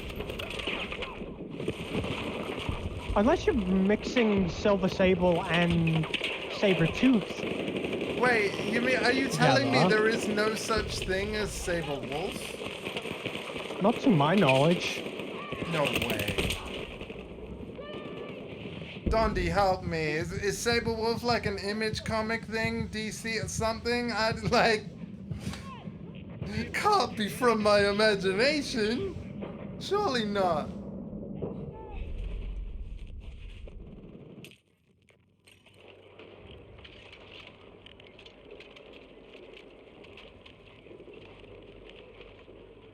We are moving on Delta. I'm starting to wonder if Saberwolf is like a Marvel versus Capcom thing, where it's a Capcom character or something. I don't know. Like, no one's named Saberwolf in any comic? So, hang on, Sabertooth wasn't even, like, renamed? Why is the No. Saberwolf thing, like, it's so burned in my brain from somewhere? I'm pretty sure, like... Still controlling the fight. Keep it going. Hold on a minute, can you check... Wikipedia, right? X-Men 2... there was an X-Men 2 fighting game. X-Men 2 Mutant Academy. I'm starting to think whether that one of the characters, like the name was misspelled, like Saberwolf instead of Sabertooth. I think I'm remembering this from that game that I played way back in the day.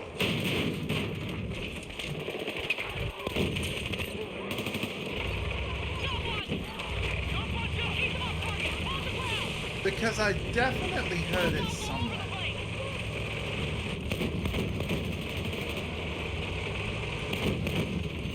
Still Sabertooth? What the hell is wrong? I swear I heard that somewhere. We've got another Mandela effect, folks. I'm hating this.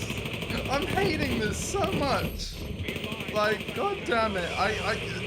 Literally, I'm losing the plot. Cancel me. Just cancel me. You know, I didn't stream yesterday. That was actually on purpose. It was a friend's birthday. I wanted to be available for them. Plus, I apologize for the stream the day before. I went on a bit of a mini rant. I know that I'm allowed to do that, but I didn't feel great. And yeah. So I thought, you know what, take the day off. And to be honest, I probably would have done the same today, but then I saw Battlefield Double XP, and I'm like, okay. But yeah, this killer has a... There we go! Yes! That's it! That's it! Dondi, ah!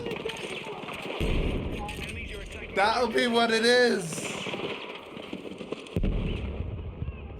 Thank you, Dondi. That was gonna bug the fuck out of me.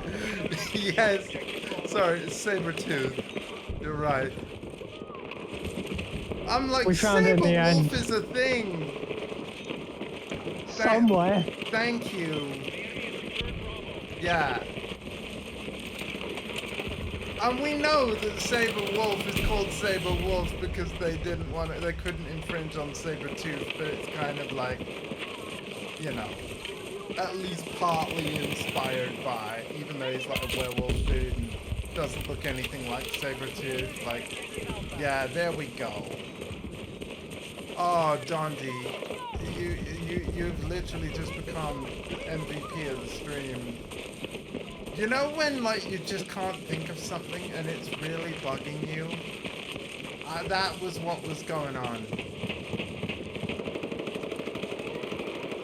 Yeah, I just couldn't understand why I kept thinking of Saberwolf, and I'm like, why am I even thinking this? It makes sense now. What is they? The enemy now controls more objectives. I mean, it's a werewolf, so yeah. But yeah.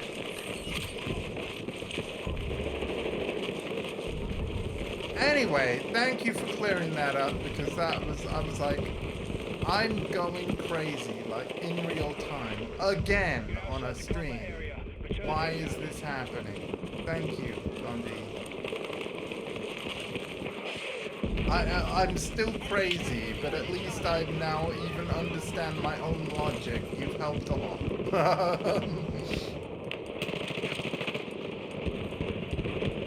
I can't be the only person that this sort of thing happens to.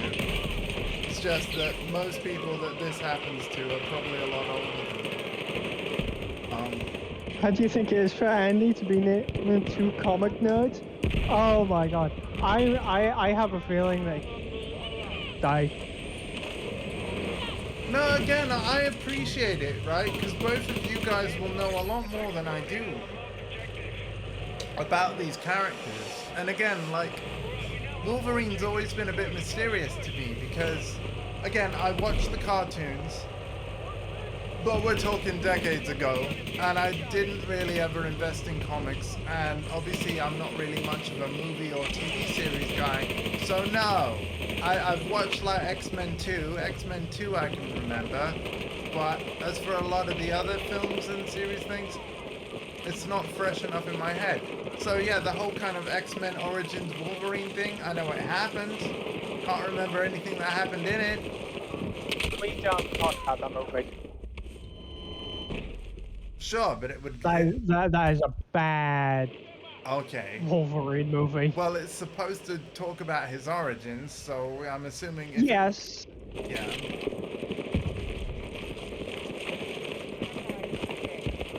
But again, this is partly why I'm excited for Marvel's Wolverine game, because they will absolutely touch on origin of the character and all this stuff, at least partially.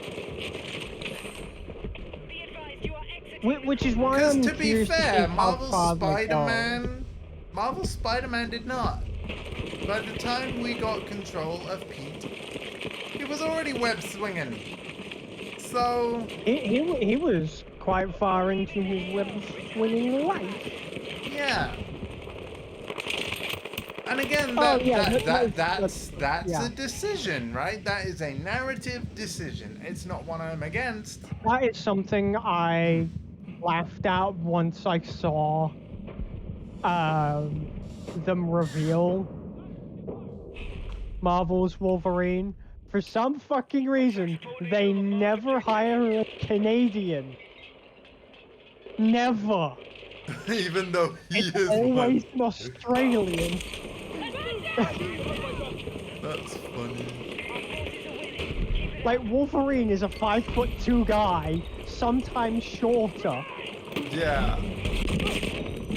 Like, that is actually funny to me. Yeah, I get it. That would be like there being an Australian character and hiring somebody from New Zealand. Right? It's a completely different ethnic, Yeah. but it's funny because it just happens to be that way. Yeah. Like, yes, Hugh Jackman was Wolverine for a time. He was really good at it. So let's hire another Australian. Is it bad? No, absolutely not. I think a It's lot still of... funny, Do you though. know what, though? You might not know this about Australia, but there are a lot... Australia seems to be very centric in creative arts. Yes. Right? Because I've noticed something. Obviously, I use DaVinci Resolve. That's created by Blackmagic Design. They are an Australian-based company. And then Affinity, the people that make Affinity Photo, Affinity Designer, and, you know, Affinity Publisher, that is now, it's been recently relaunched as one app called Affinity. but the company Affinity got bought by Canva. Canva are Australian. Canva have kind of made their business. Trust Canva. See, this is the thing. Yeah, Canva's business has revolved a lot around, you know, creating with AI. But what I like about the new Affinity that they've done is that it's free, and the only thing they're charging a subscription for is the AI features, which you literally do not have to pay for. So if you don't want those features, and people don't, just download the app and don't buy a subscription.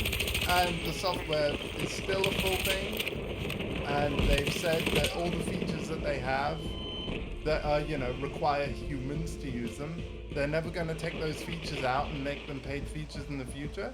So I get the whole, a lot of people don't trust Canva, but because they've already given out the new Affinity and all of the things that used to be, you had to buy it. The reason why I don't trust Canva isn't because of the fact that they use AI. It's the fact that they claimed they had really good account protections. Oh, only to then have a really bad hack in 2021. Okay. Well, see, here's the thing about really bad hacks in companies, is that the aftermath of them can literally result in better security afterwards. I'm going to give you a really good example. PSN 2010. Yeah. To be fair to Sony, and you can look on Google and you can find evidence of other outages and possibly hacks after 2010, I'm sure. But you won't find anything on the same scale as that, where PSN was down for more than a whole damn month. So yeah, maybe Canva was hacked, but you know, in 2021. I didn't hear about it because I didn't know about Canva at the time. Canva only came on my radar once they bought a software company of something I was interested in purchasing, and now I no longer have to because they've made it free. Canva has been on my radar for quite a while, and that's primarily because we were told to use it quite a little bit during lectures and college for digital art design. Interesting. So yes, I do now have a Canva account because I did download Affinity, and I'm just playing around with it. I am terrible at art, so this is a tool definitely more for Alpha's hands than mine. But me being a tech enthusiast and also just curious, I'm just playing around with it, you know? With no intention of using the AI features whatsoever, and yeah, just playing around with it. What I like about Canva and the fact they bought Affinity and the fact that the new version of Affinity is free, you know why I'm very big fan of it? It puts the squeeze on Adobe, who have been training their AI on their customers' own work. It's like £100 a month to have Creative Cloud, if not more, right? Then even canceling your subscription, they've got hidden fees. Like, so the whole like Affinity is free thing, instead of paying £150 once, because they had a buy to own model like FL Studio, and now all of those features, it's just free. And obviously I let you know right away, Alpha, because of course free is great for your budget with this stuff. And yeah, there is an option in Affinity settings where you can literally say, do not send anything over to Affinity server. You know, I do not consent to usage data being sent and stuff. Affinity's website have a ton of privacy features that you can completely opt out of. So as long as you do those things, you're okay. Because any breach of those preferences that you set would be literally a lawsuit at that point, right? So I think we can trust Canva enough to obey your preferences that you set. So Yeah. We need attack support on the marked objective. and they definitely are going to have to adhere to that stuff, because as much as a lot of people hate Adobe, it's a fact that they're an industry standard for a reason, you know? Our troops are attacking Bravo. Like, they have a big slice of the market because of their success up to this point. So if Affinity and Canva want to make a dent into that, and they have, by the way, but if they want to continue to make a dent, they've got to be, they have to be, bless you, pro-consumer, right? So...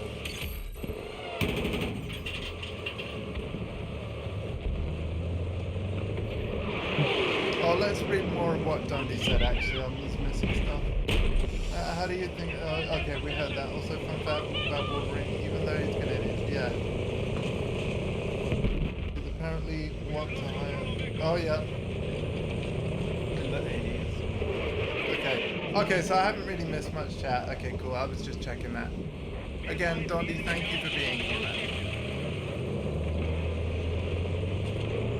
Yeah, I really don't know much about Wolverine. Or any of the mutants, to be fair.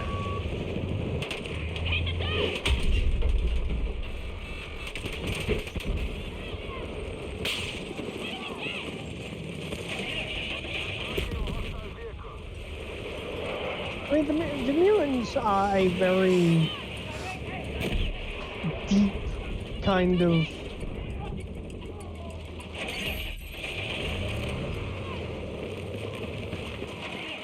I mean, we know that Mystique is in the Wolverine game because we've seen Mystique Yeah.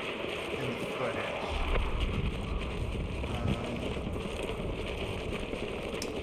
Fuck, I'm tempted to ask questions that then would potentially end up as... I just, yeah. Because Welcome it's... to it.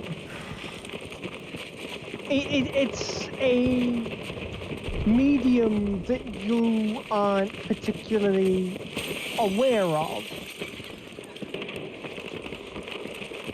I'm also trying to remember certain bits of like the plot of the films. Again, X-Men 2 is the freshest one in my mind, whereby, yeah, I believe the villain of 2 basically used, almost like reverse engineered Professor X's computer in order to find the other mutants, not in a way to like find them and bring them to the academy for safety, but find them to ultimately then kill them all, right? Spoilers for X-Men 2. And so... Sorry, I blanked out there. What? Oh, did the chat bug out? No, I had to suddenly take part in another conversation with regards to food. What? So, I was thinking back about like what I remember about the X-Men 2's plot of like the film, and I seem to remember that one of the main villains of that, they basically were trying to find a way, and spoilers again because I'm repeating myself, for the X-Men 2 movie that's very old and you should watch it, it's very good. But like one of the main plot points was that the villain was trying to get access to Professor X's kind of computer thing, because you know how Professor X wants to locate all of the mutants out there to bring them to the academy for safety? Yes. The main villain of X-Men 2 was kind of trying to reverse engineer that to find all the mutants to instead kill them all. It wasn't so much kill them, it was more cure them. Because being a mutant was considered having a disease that was needed to be cleansed. Right. It's a lot more fucked up than just them wanting to be just rounded up and killed. I suppose, yeah. But like, it's making me wonder how like, and speculate on Marvel's Wolverine of like, what angle are they gonna go down? Because obviously Rogue is in the game. Sorry, Mystique, not Rogue. Rogue is someone else. Although Rogue might be. Rogue might be. Oh, yeah, no, yeah. Sorry, I was about to say Mystique's name is Rogue, but no, her actual name is Raven, and I'm an idiot because my brain was going elsewhere. Rogue is different. Rogue is in Marvel vs. Capcom 2. Like, I know she's different from. Yeah. Mystique is the blue one that can shapeshift. Yeah. Again, Rogue like, is one. oh my Rogue god. is the one where if you- she touches you, you end up basically dying because she Yeah, and that's basically steals your life. Yeah. Yeah, if CP skills met Rogue, it's over. I'm sorry, but yeah. How do you think that goes with fucking Gambit? Yeah. I don't know. Listen, let's not think about that. The life finds a way. They'll figure it out. I mean, Maybe Gambit that's is... why he's got a massive pole thing, right? Again, X-Men 2 Mutant Academy was a fighting game. I played that on PS1. Very good.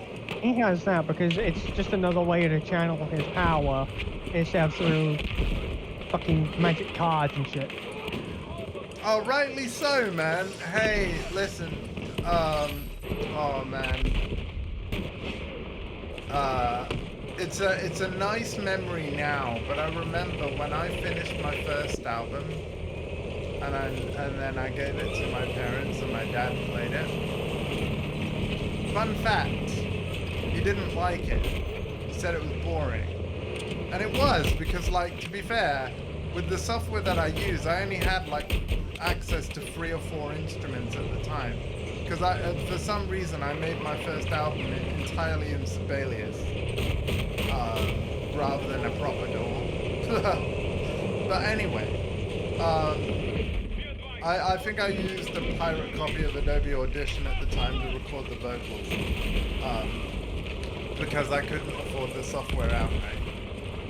And I hadn't discovered any proper DAW that I liked yet. But anyway, yeah, my dad didn't like my first album when he first listened to it. And then he listened to it in the car one day. And I don't know what it is about Jaguar X-type sound systems and how the speakers in that all of a sudden made my shitty album sound amazing. But every day, like when my parents would pick me up from college for like 3 months solid, I had to listen to my own album in the car. I got sick of my own music. But yeah. Now I look back on that though with fondness, of course. It's been too long since I've released anything, and I'm aware of that, and I'm sorry about that. That there's a multifaceted reason. But yeah, we'll get there eventually, I hope. Super strength because it.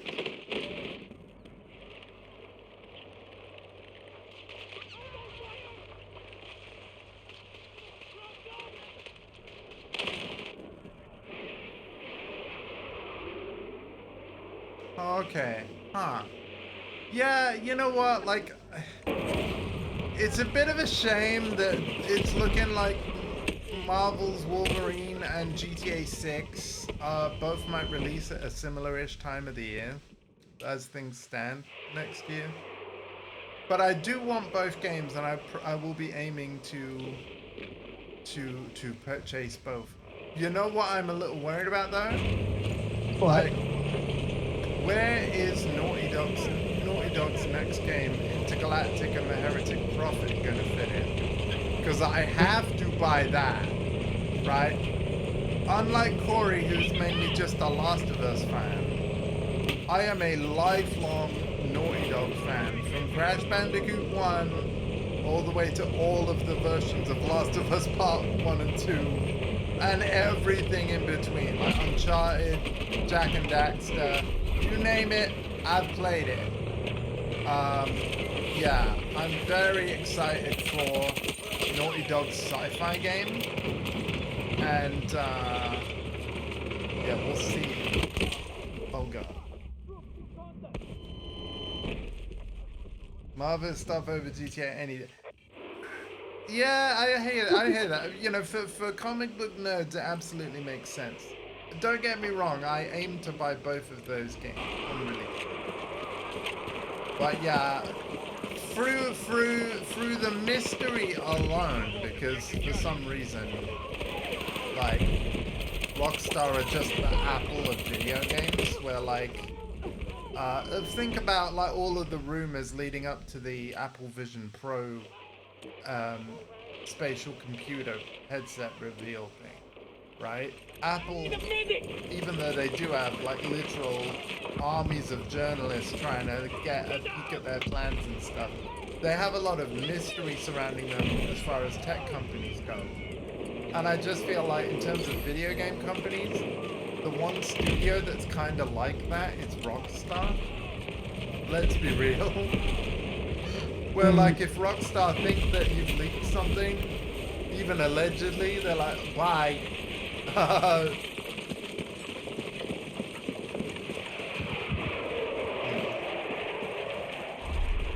So I kind of have to, well, no, not have to, but I want to buy GTA 6 on release because I very much will want to see what the fuss is all about.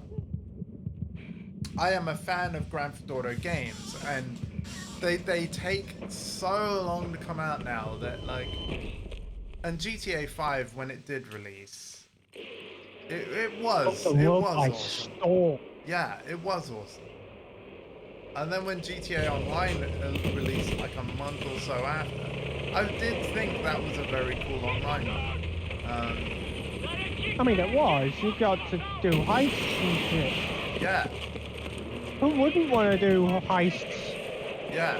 As like their own personal character. It's kind of crazy though that like we have got to the point where next gen is already being talked about, and we're at the point in the game development industry where next gen is being talked about and Rockstar haven't even released a game for the current system yet, including a re-release. That's crazy.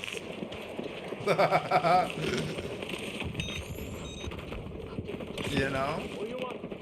I mean, that is actually crazy. I personally feel games in general are taking too long to make, and I would be very happy to see a subset of game make a resurgence that we haven't seen since, at the very latest, PS3 and Xbox 360. I'm talking about the AA game, where like it might still be published by a company like Activision, but it's we're talking like franchises like Prototype and stuff like this, where they don't sell crazy numbers.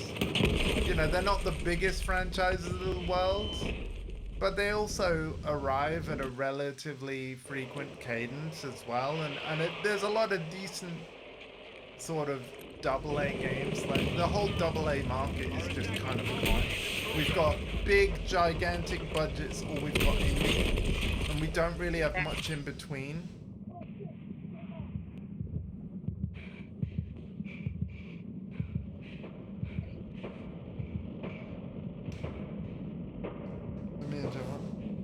One Spider-Man, 2 Wolverine, Deadpool, Iron Man. You know what? I'd love an Iron Man game. Yeah. Especially like with Anthem shutting down in January. Right? Yes. Yeah, you know what? I own Anthem and I never even got around to playing it. I probably should, like, maybe I should give it a look before it shuts down.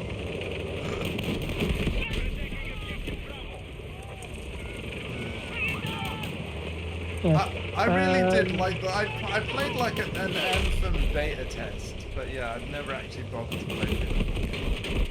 I loved Anthem. Like, I feel so sad when I say that. Can you actually check for me when it shuts down? Because maybe I should actually I make that. believe 29th of April? Next year. Yeah.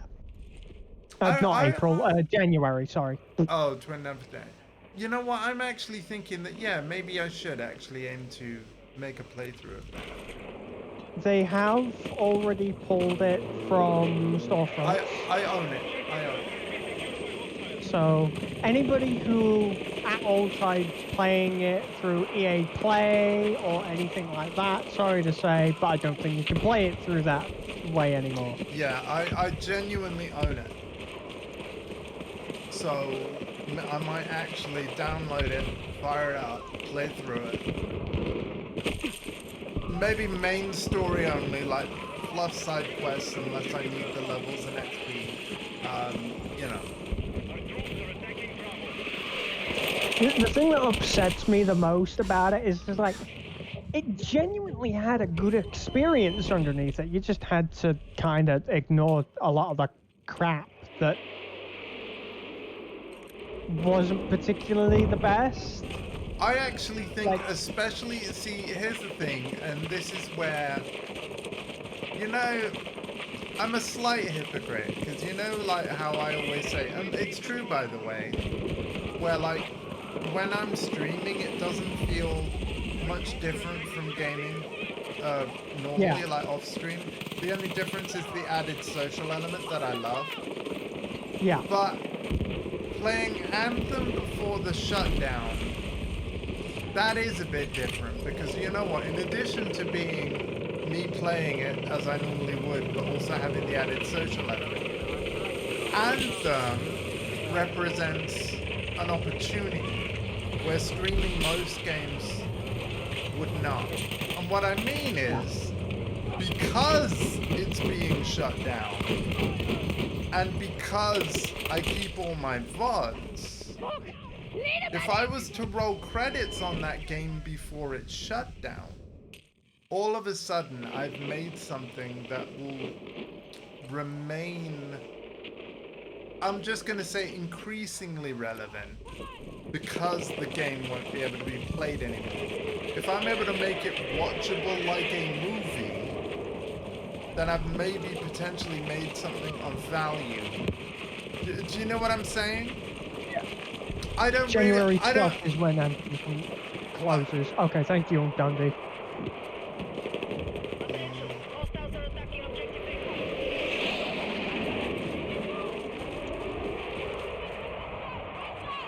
Right, yeah. So I'm actually looking at, maybe I should play through Anthem before the shutdown. I'm actually looking at it like maybe I have an opportunity here. Yeah. You know, and I'm fully aware I have a massive backlog of games already that I want to go back to and stream. But I'm actually thinking in my head, maybe I should prioritize Anthem. Because I also don't want to run out of time. You know? Granted, I can't imagine it would take that long to play through, right? Especially because I have my evenings back. Yeah. It's probably around a 30-hour game. At a guess. If anybody wants to look, I don't consider typical playthroughs the statistics as spoilers. But feel free to check. Some players do, and I get that, right? Some players don't like the I'll show you guys now. Whenever you highlight a game on PlayStation, well, you have the played thing. But if it's got a narrative, like, let's see. Yeah. See this 72% game progress thing? People don't like that. People have wanted to hide that. because they don't want to. They literally don't want to know when they're near the end of the game. They want to be under the illusion that it lasts, forever, even though they know it does not. And again, I get that.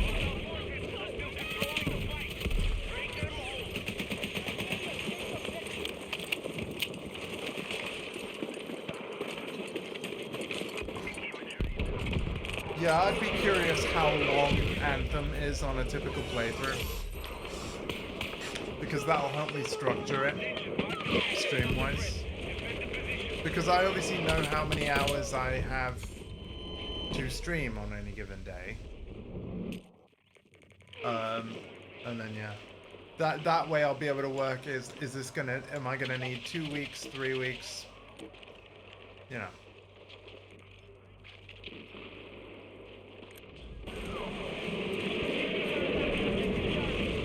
The longest playthrough I've ever done, where 100% of it was on stream, is still, and bear in mind I only did the base game, but my longest playthrough is still The Witcher 3 Wild Hunt. 86 hours of awesome RPG, and I still haven't gone back to the DLC. I've never even, like, I might have tuned into a stream or two of the DLC, seen a bit, and then tuned out because I didn't want to get spoiled too much. Literally not played through Heart of Stone or Blood and Wine. It's 2020, it's nearly 2026. I really need to go back and do those, because I know those DLCs are like award-winning.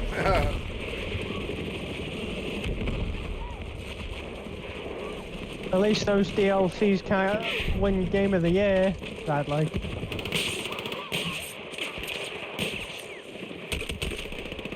In fact, you know what? It slightly bothers me that I've played through Cyberpunk Phantom Liberty before I've done the Witcher DLC. That doesn't even make any sense.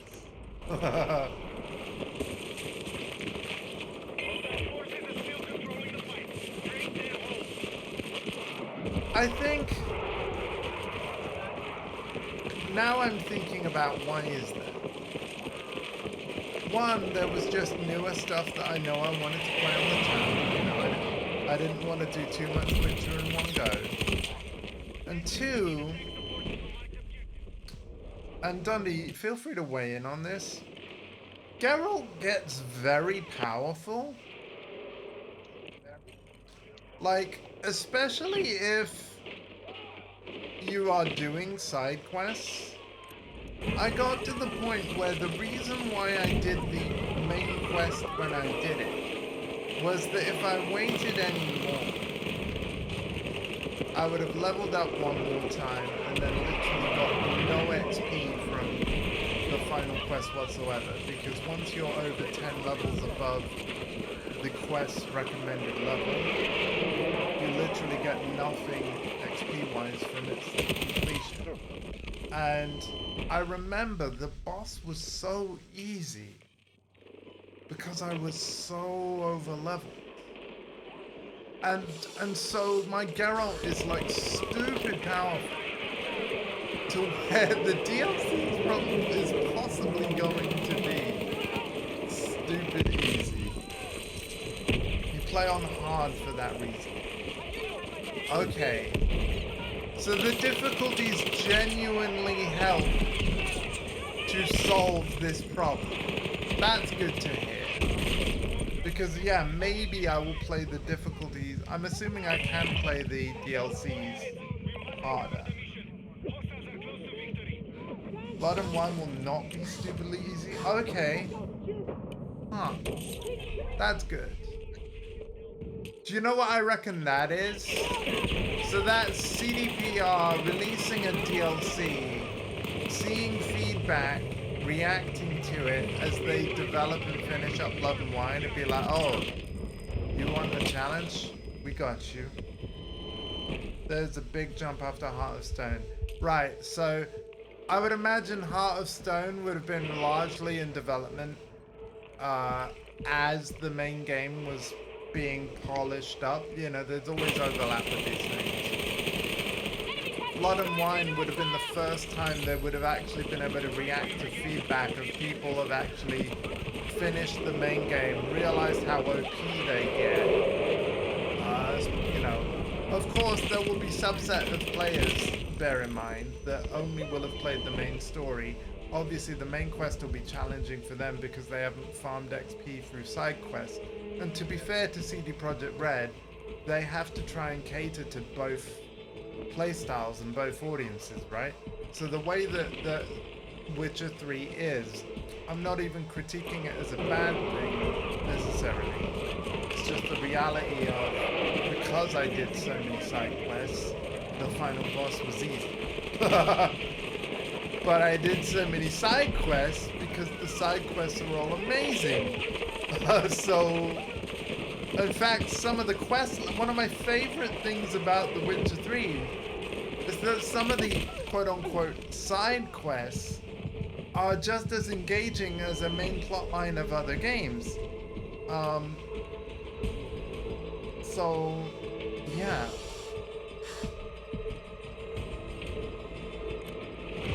Right, yeah.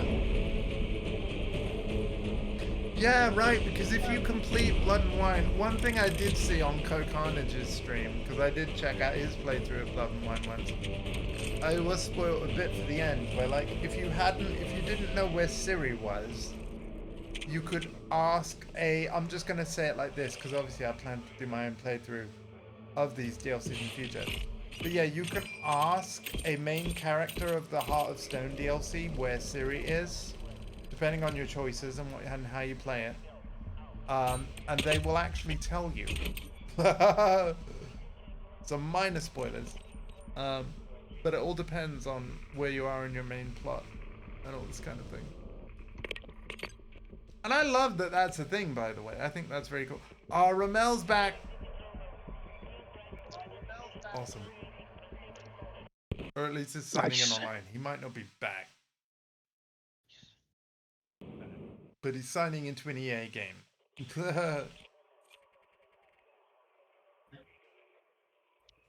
Yeah.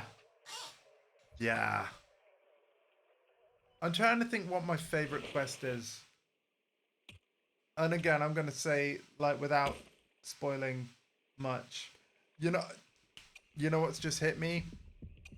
All I have to say is 2 words. Dondi. The baby.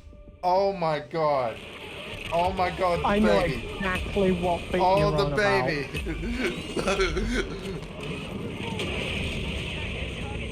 My heart.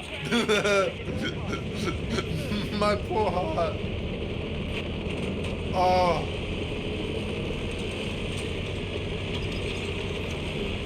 That's the kind of quest where it doesn't matter how much technology advances.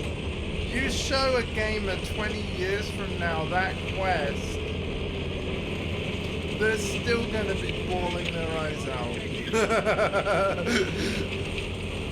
That quest is extremely powerful, and you just end up being like, fuck, dude. Do you know what? Actually, I don't know how much Cyberpunk everybody's played here. There is one quest that I think the closest to that in Cyberpunk is the quest where it's, oh man, the detective guy, it's his quest line, and you can optionally romance him. I'm trying to remember his name. But Rivers quest line, and you end up. Oh, you want about that mission? That basically Yax described it of, oh, this is very Batman, and I love it for that. Where like you end up going to basically like a hideout, and you realize that there are people essentially almost like the Matrix, they're kind of stuck in a simulation being brainwashed. Yeah, I know what you're... Yeah, it's really dark, twisted stuff where like a kid is essentially kidnapped Like, it's twisted AF. That was the closest Cyberpunk ever got to making me feel something like The Witcher 3's Baby Quest. Mm. Hostiles are attacking objective Charlie. And you know what's interesting? Both of these quests involved young kids. Obviously, in Yeah. The Witcher's case, incredibly young kids.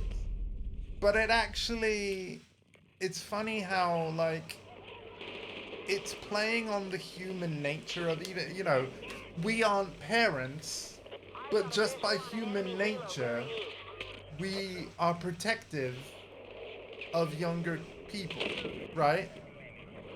Yeah. So as soon as a video game plot is like, oh, we put these people in harm's way, we're just like, nope. You know? Yeah.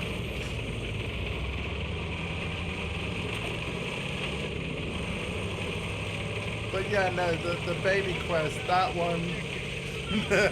I mean, to quote Dondi, fuck that. What would you say is your favorite quest, Dondi, of Witcher 3 Wild Hunt? And you can mention DLC if you want. Just do it like vaguely, and if I don't understand, fair enough. You can just mention it's an expansion quest. But yeah, feel free to put your honest answer, because I'm genuinely curious. I've seen bits of Witcher DLC, not the whole thing, because I plan to play through it myself. But I have tuned into bits, so it won't be entirely fresh when I play through it.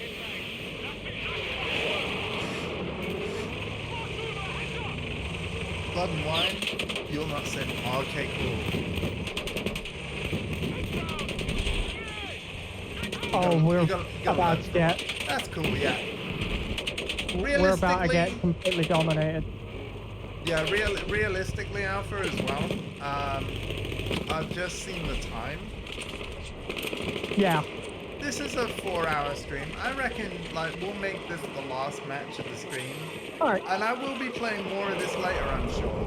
But do excuse me, Twitch and YouTube. I am actually not going to stream it. Because what will the stream be like if I did? Basically more of this. And you're going to see more of that tomorrow. So, like, by the time you see Battlefield 6 on my channels again, I'll be higher rank. Maybe more assignments will be completed. But ultimately, you ain't going to miss much. So I'm just going to play this and hang out with any friends that want to chat. You know, in like a Boost Gang VoIP channel or whatever later. And we'll just have a nice good time. I hope that's okay with everyone else lurking in the Twitch that isn't in the Boost Gang server. To be fair, if you want to join it, !Boost Gang. But you have to kind of, like, we want to get to know you before we basically have you in voice channels and such, per se. So if you're completely new, don't expect to join any conversations tonight or what have you. But yeah, the more the merrier in the Boost Gang server. I don't plug it enough. But that's where I'll be. And again, if you want an invite link, type !Boost Gang in the chat. On Twitch.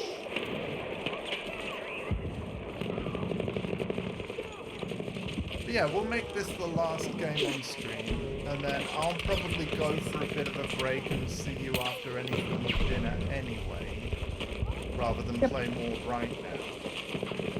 And then I'll just see you on this later. Yep. Oh, there's my double kill. Yes. Oh, that felt good. I went up a zip line at B. Yeah. And the enemy team members had their back to me. And I was just like, SMG, go.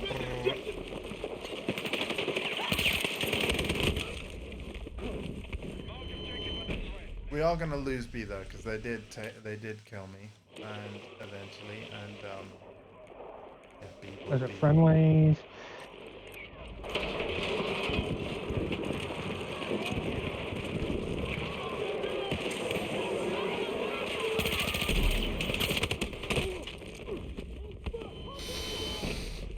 Thank you for joining, everybody. I appreciate it. We've lost control of Bravo. Still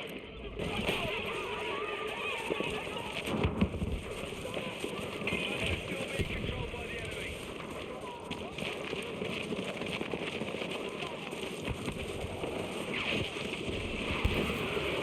This game is fun. I'm so glad that we've had like 4 hours of play, and this is the part where I jinx it. But we've had 4 hours of play with no party issues, man. And not only I that, know. I've noticed it's kept us together in a way that even Battlefield 2042 did not. I know. From game to game. So it's actually more fixed than ever. The only thing we potentially need to check, and probably should have during stream, but oh, never mind, we could do it tomorrow maybe, is RedSec. Which again, I know Dondi's uninstalled, so he won't be joining it. But like, we could check the duos or something, you know. Yeah.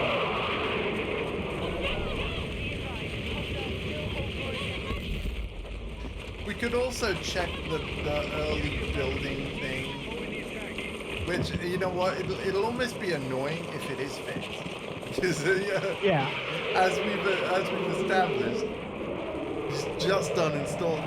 Well, not just, but you know, he uninstalled it. So be like, Daddy, it's fixed though. But yeah, no, I want to keep an eye on that issue for him. It will be so funny if it's no longer an issue. In a good way, but I'd be like, my god.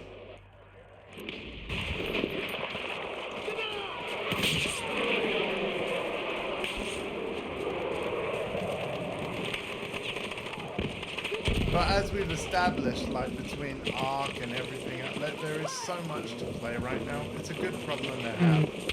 I've literally been saying this on my stream for weeks, but it's true.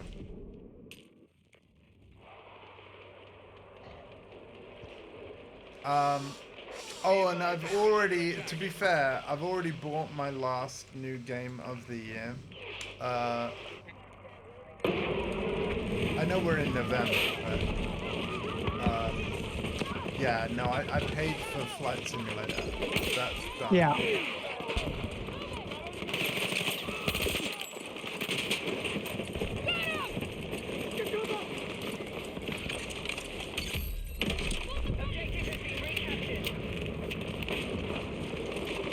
And that's mainly that, like, you know, now that I know it's done, I know I don't have to, like, you know, figure out, like, the budget is, like, it's all sorted, so I can just look forward to it now, and I am doing it. Even though technically I can already play it as beta, but that's all I can say about that. It's weird, though, because it's a released game on other platforms. Right? That's why, I mean, again, I'm not going to go into more detail because of, like, the way that Microsoft do their beta tests. But it's a release game on other platforms. And they've announced that it's coming to PlayStation, so. And then even on their socials, it's like, they post patches for the beta, and it's like, for the people in the PS5 beta, like, and it's like, they have update notes, but they mention, like, you can only read these notes if you are part of the beta, and I'm like, this is so weird. Yeah, it's like, Whereas, like, the 3rd of December's gonna roll by, right? Are there any patch notes for the game after that? It's just gonna be like, oh, you want to read the notes? Yeah, here's the link, everybody. I'm like, I'm kind of surprised by the NDA when this game is already on other platforms. Yeah. But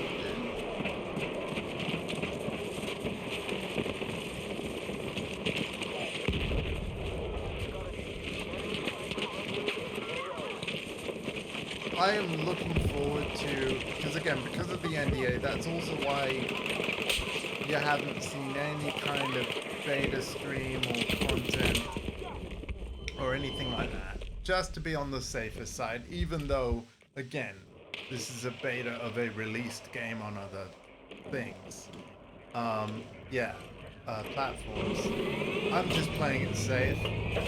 But Yeah. I do look forward to streaming it when it finally officially releases. What you can expect is, well, it's gonna be an interesting duality between super chill and super stressed. Because until I learn how to fly whatever aircraft I decide to have a stab at, it's gonna be super stressful. But once I've earned my wings, that game is so chill, man. Yeah. So chill.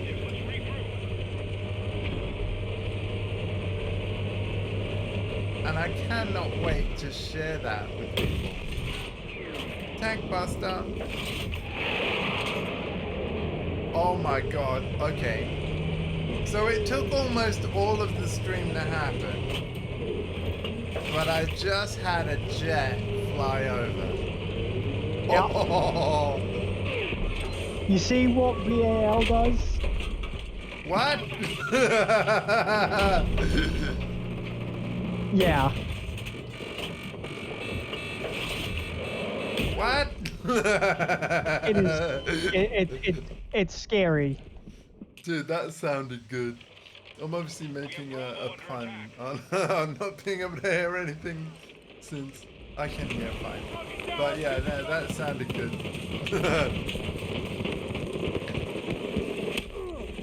Do you know what else is happening though? Like, so when I'm off stream and Co Carnage is off stream, you know how he's got a separate channel, twitch.tv/Co, Yeah. instead of just Co Carnage, it's just Co, COHH. So the Co channel has now gone 24-hour, whereby, again, Co doesn't stream 24 hours a day. But what happens is, when he's not streaming, he raids into his Co channel.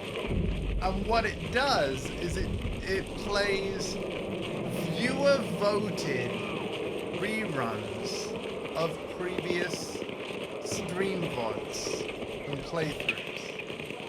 So you can go to his, and you know what, I'm gonna plug the legend because he is such an awesome streamer and channel, and deserves all of the plugging because I love his community very much.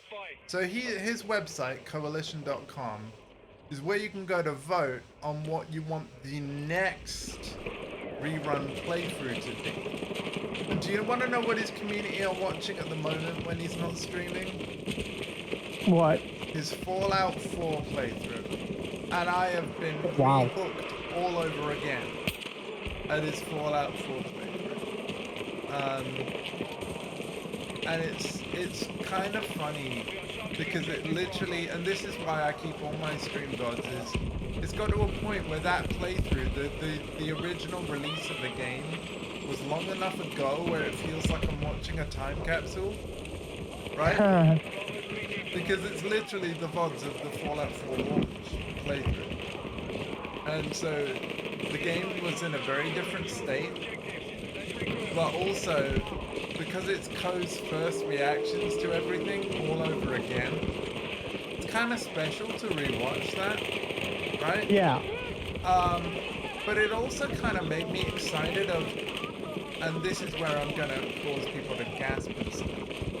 Even I have never finished a Fallout 4 playthrough. I've never done it. I've played the game and I got so far, but much like The Witcher 3 before the PS4 version came, it is yet another game I never roll credits on. Meaning, it's yet another game I can someday start a playthrough of to actually roll credits on. But of course we have that new version coming out, don't we? Yes. This month? The anniversary edition. Is that gonna be a free update for me? Or are we gonna have to buy an upgrade? I Hostile forces have don't maintained know. control of the They did this with Skyrim, where if you had Skyrim Special Edition, it was literally just a what? Because when £10 Fallout 4 upgrade? was new, I bought the most expensive version on PlayStation 4. Then Yeah. I think they've since given us a free PlayStation 5 version. So I have that. Yeah. And now they're updating it again. Where like it's the same game, but it's gonna pre-include a bunch of official mods and community-made things, like new weapons, skin, like, you know, clothing pieces, stuff like that. But for 150, to my understanding, Yeah, it's a lot. with the Fallout It's a lot. 4 Anniversary Edition. Yeah. And then something I was even happier about, they're doing current gen console versions of Fallout 76. Which that's gonna Yeah. get me back into 76. Because again, I like the idea of Fallout with friends. Not literally Fallout with your friends, I hate that. But playing the game Fallout with your friends. There we go. Don't fall out with friends. Play Fallout with friends. There we go.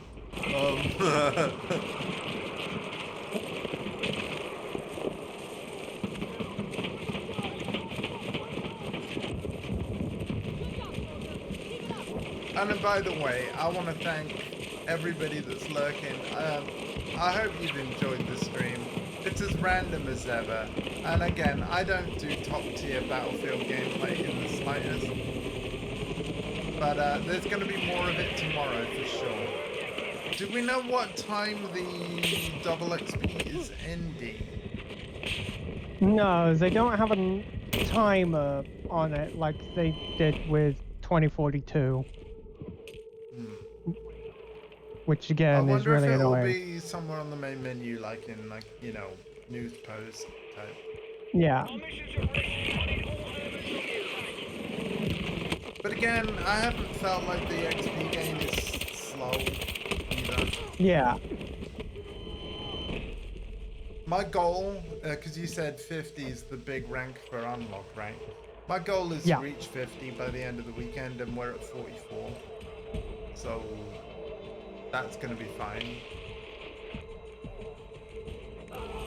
I need 2 more multi-kills, and then I've unlocked the harder to unlock SMG.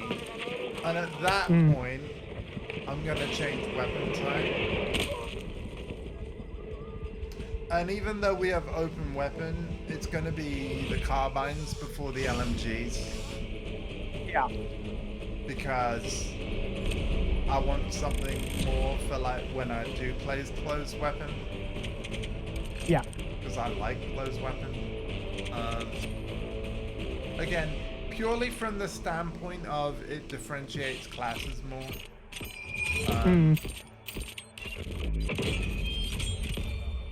Alright, I've just got the KV9. Nice. And that was the last game of the stream. At least for today. And yeah.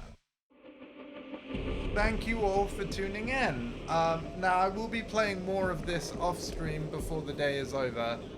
But that is not going to be streamed, if that's alright. You're going to see more of this tomorrow afternoon, where we'll be even further through the battle pass than what we are here.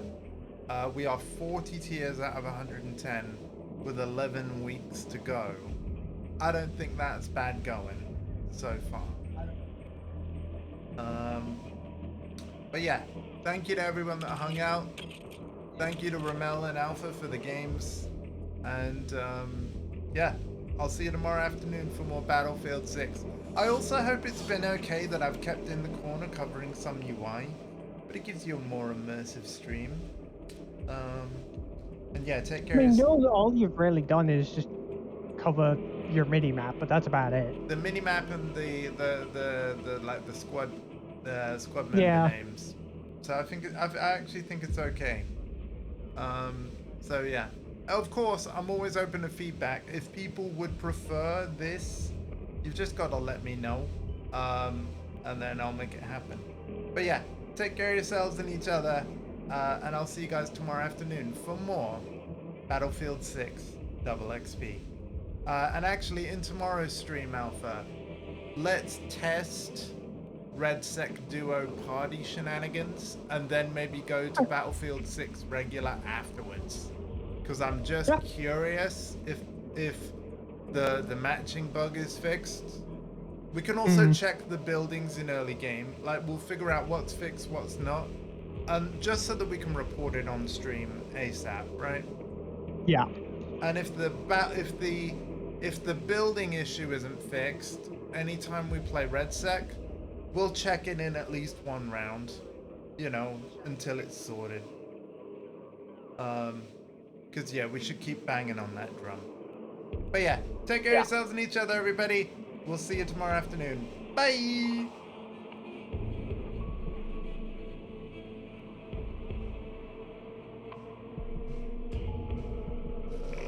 Mouse goes up. Where we at?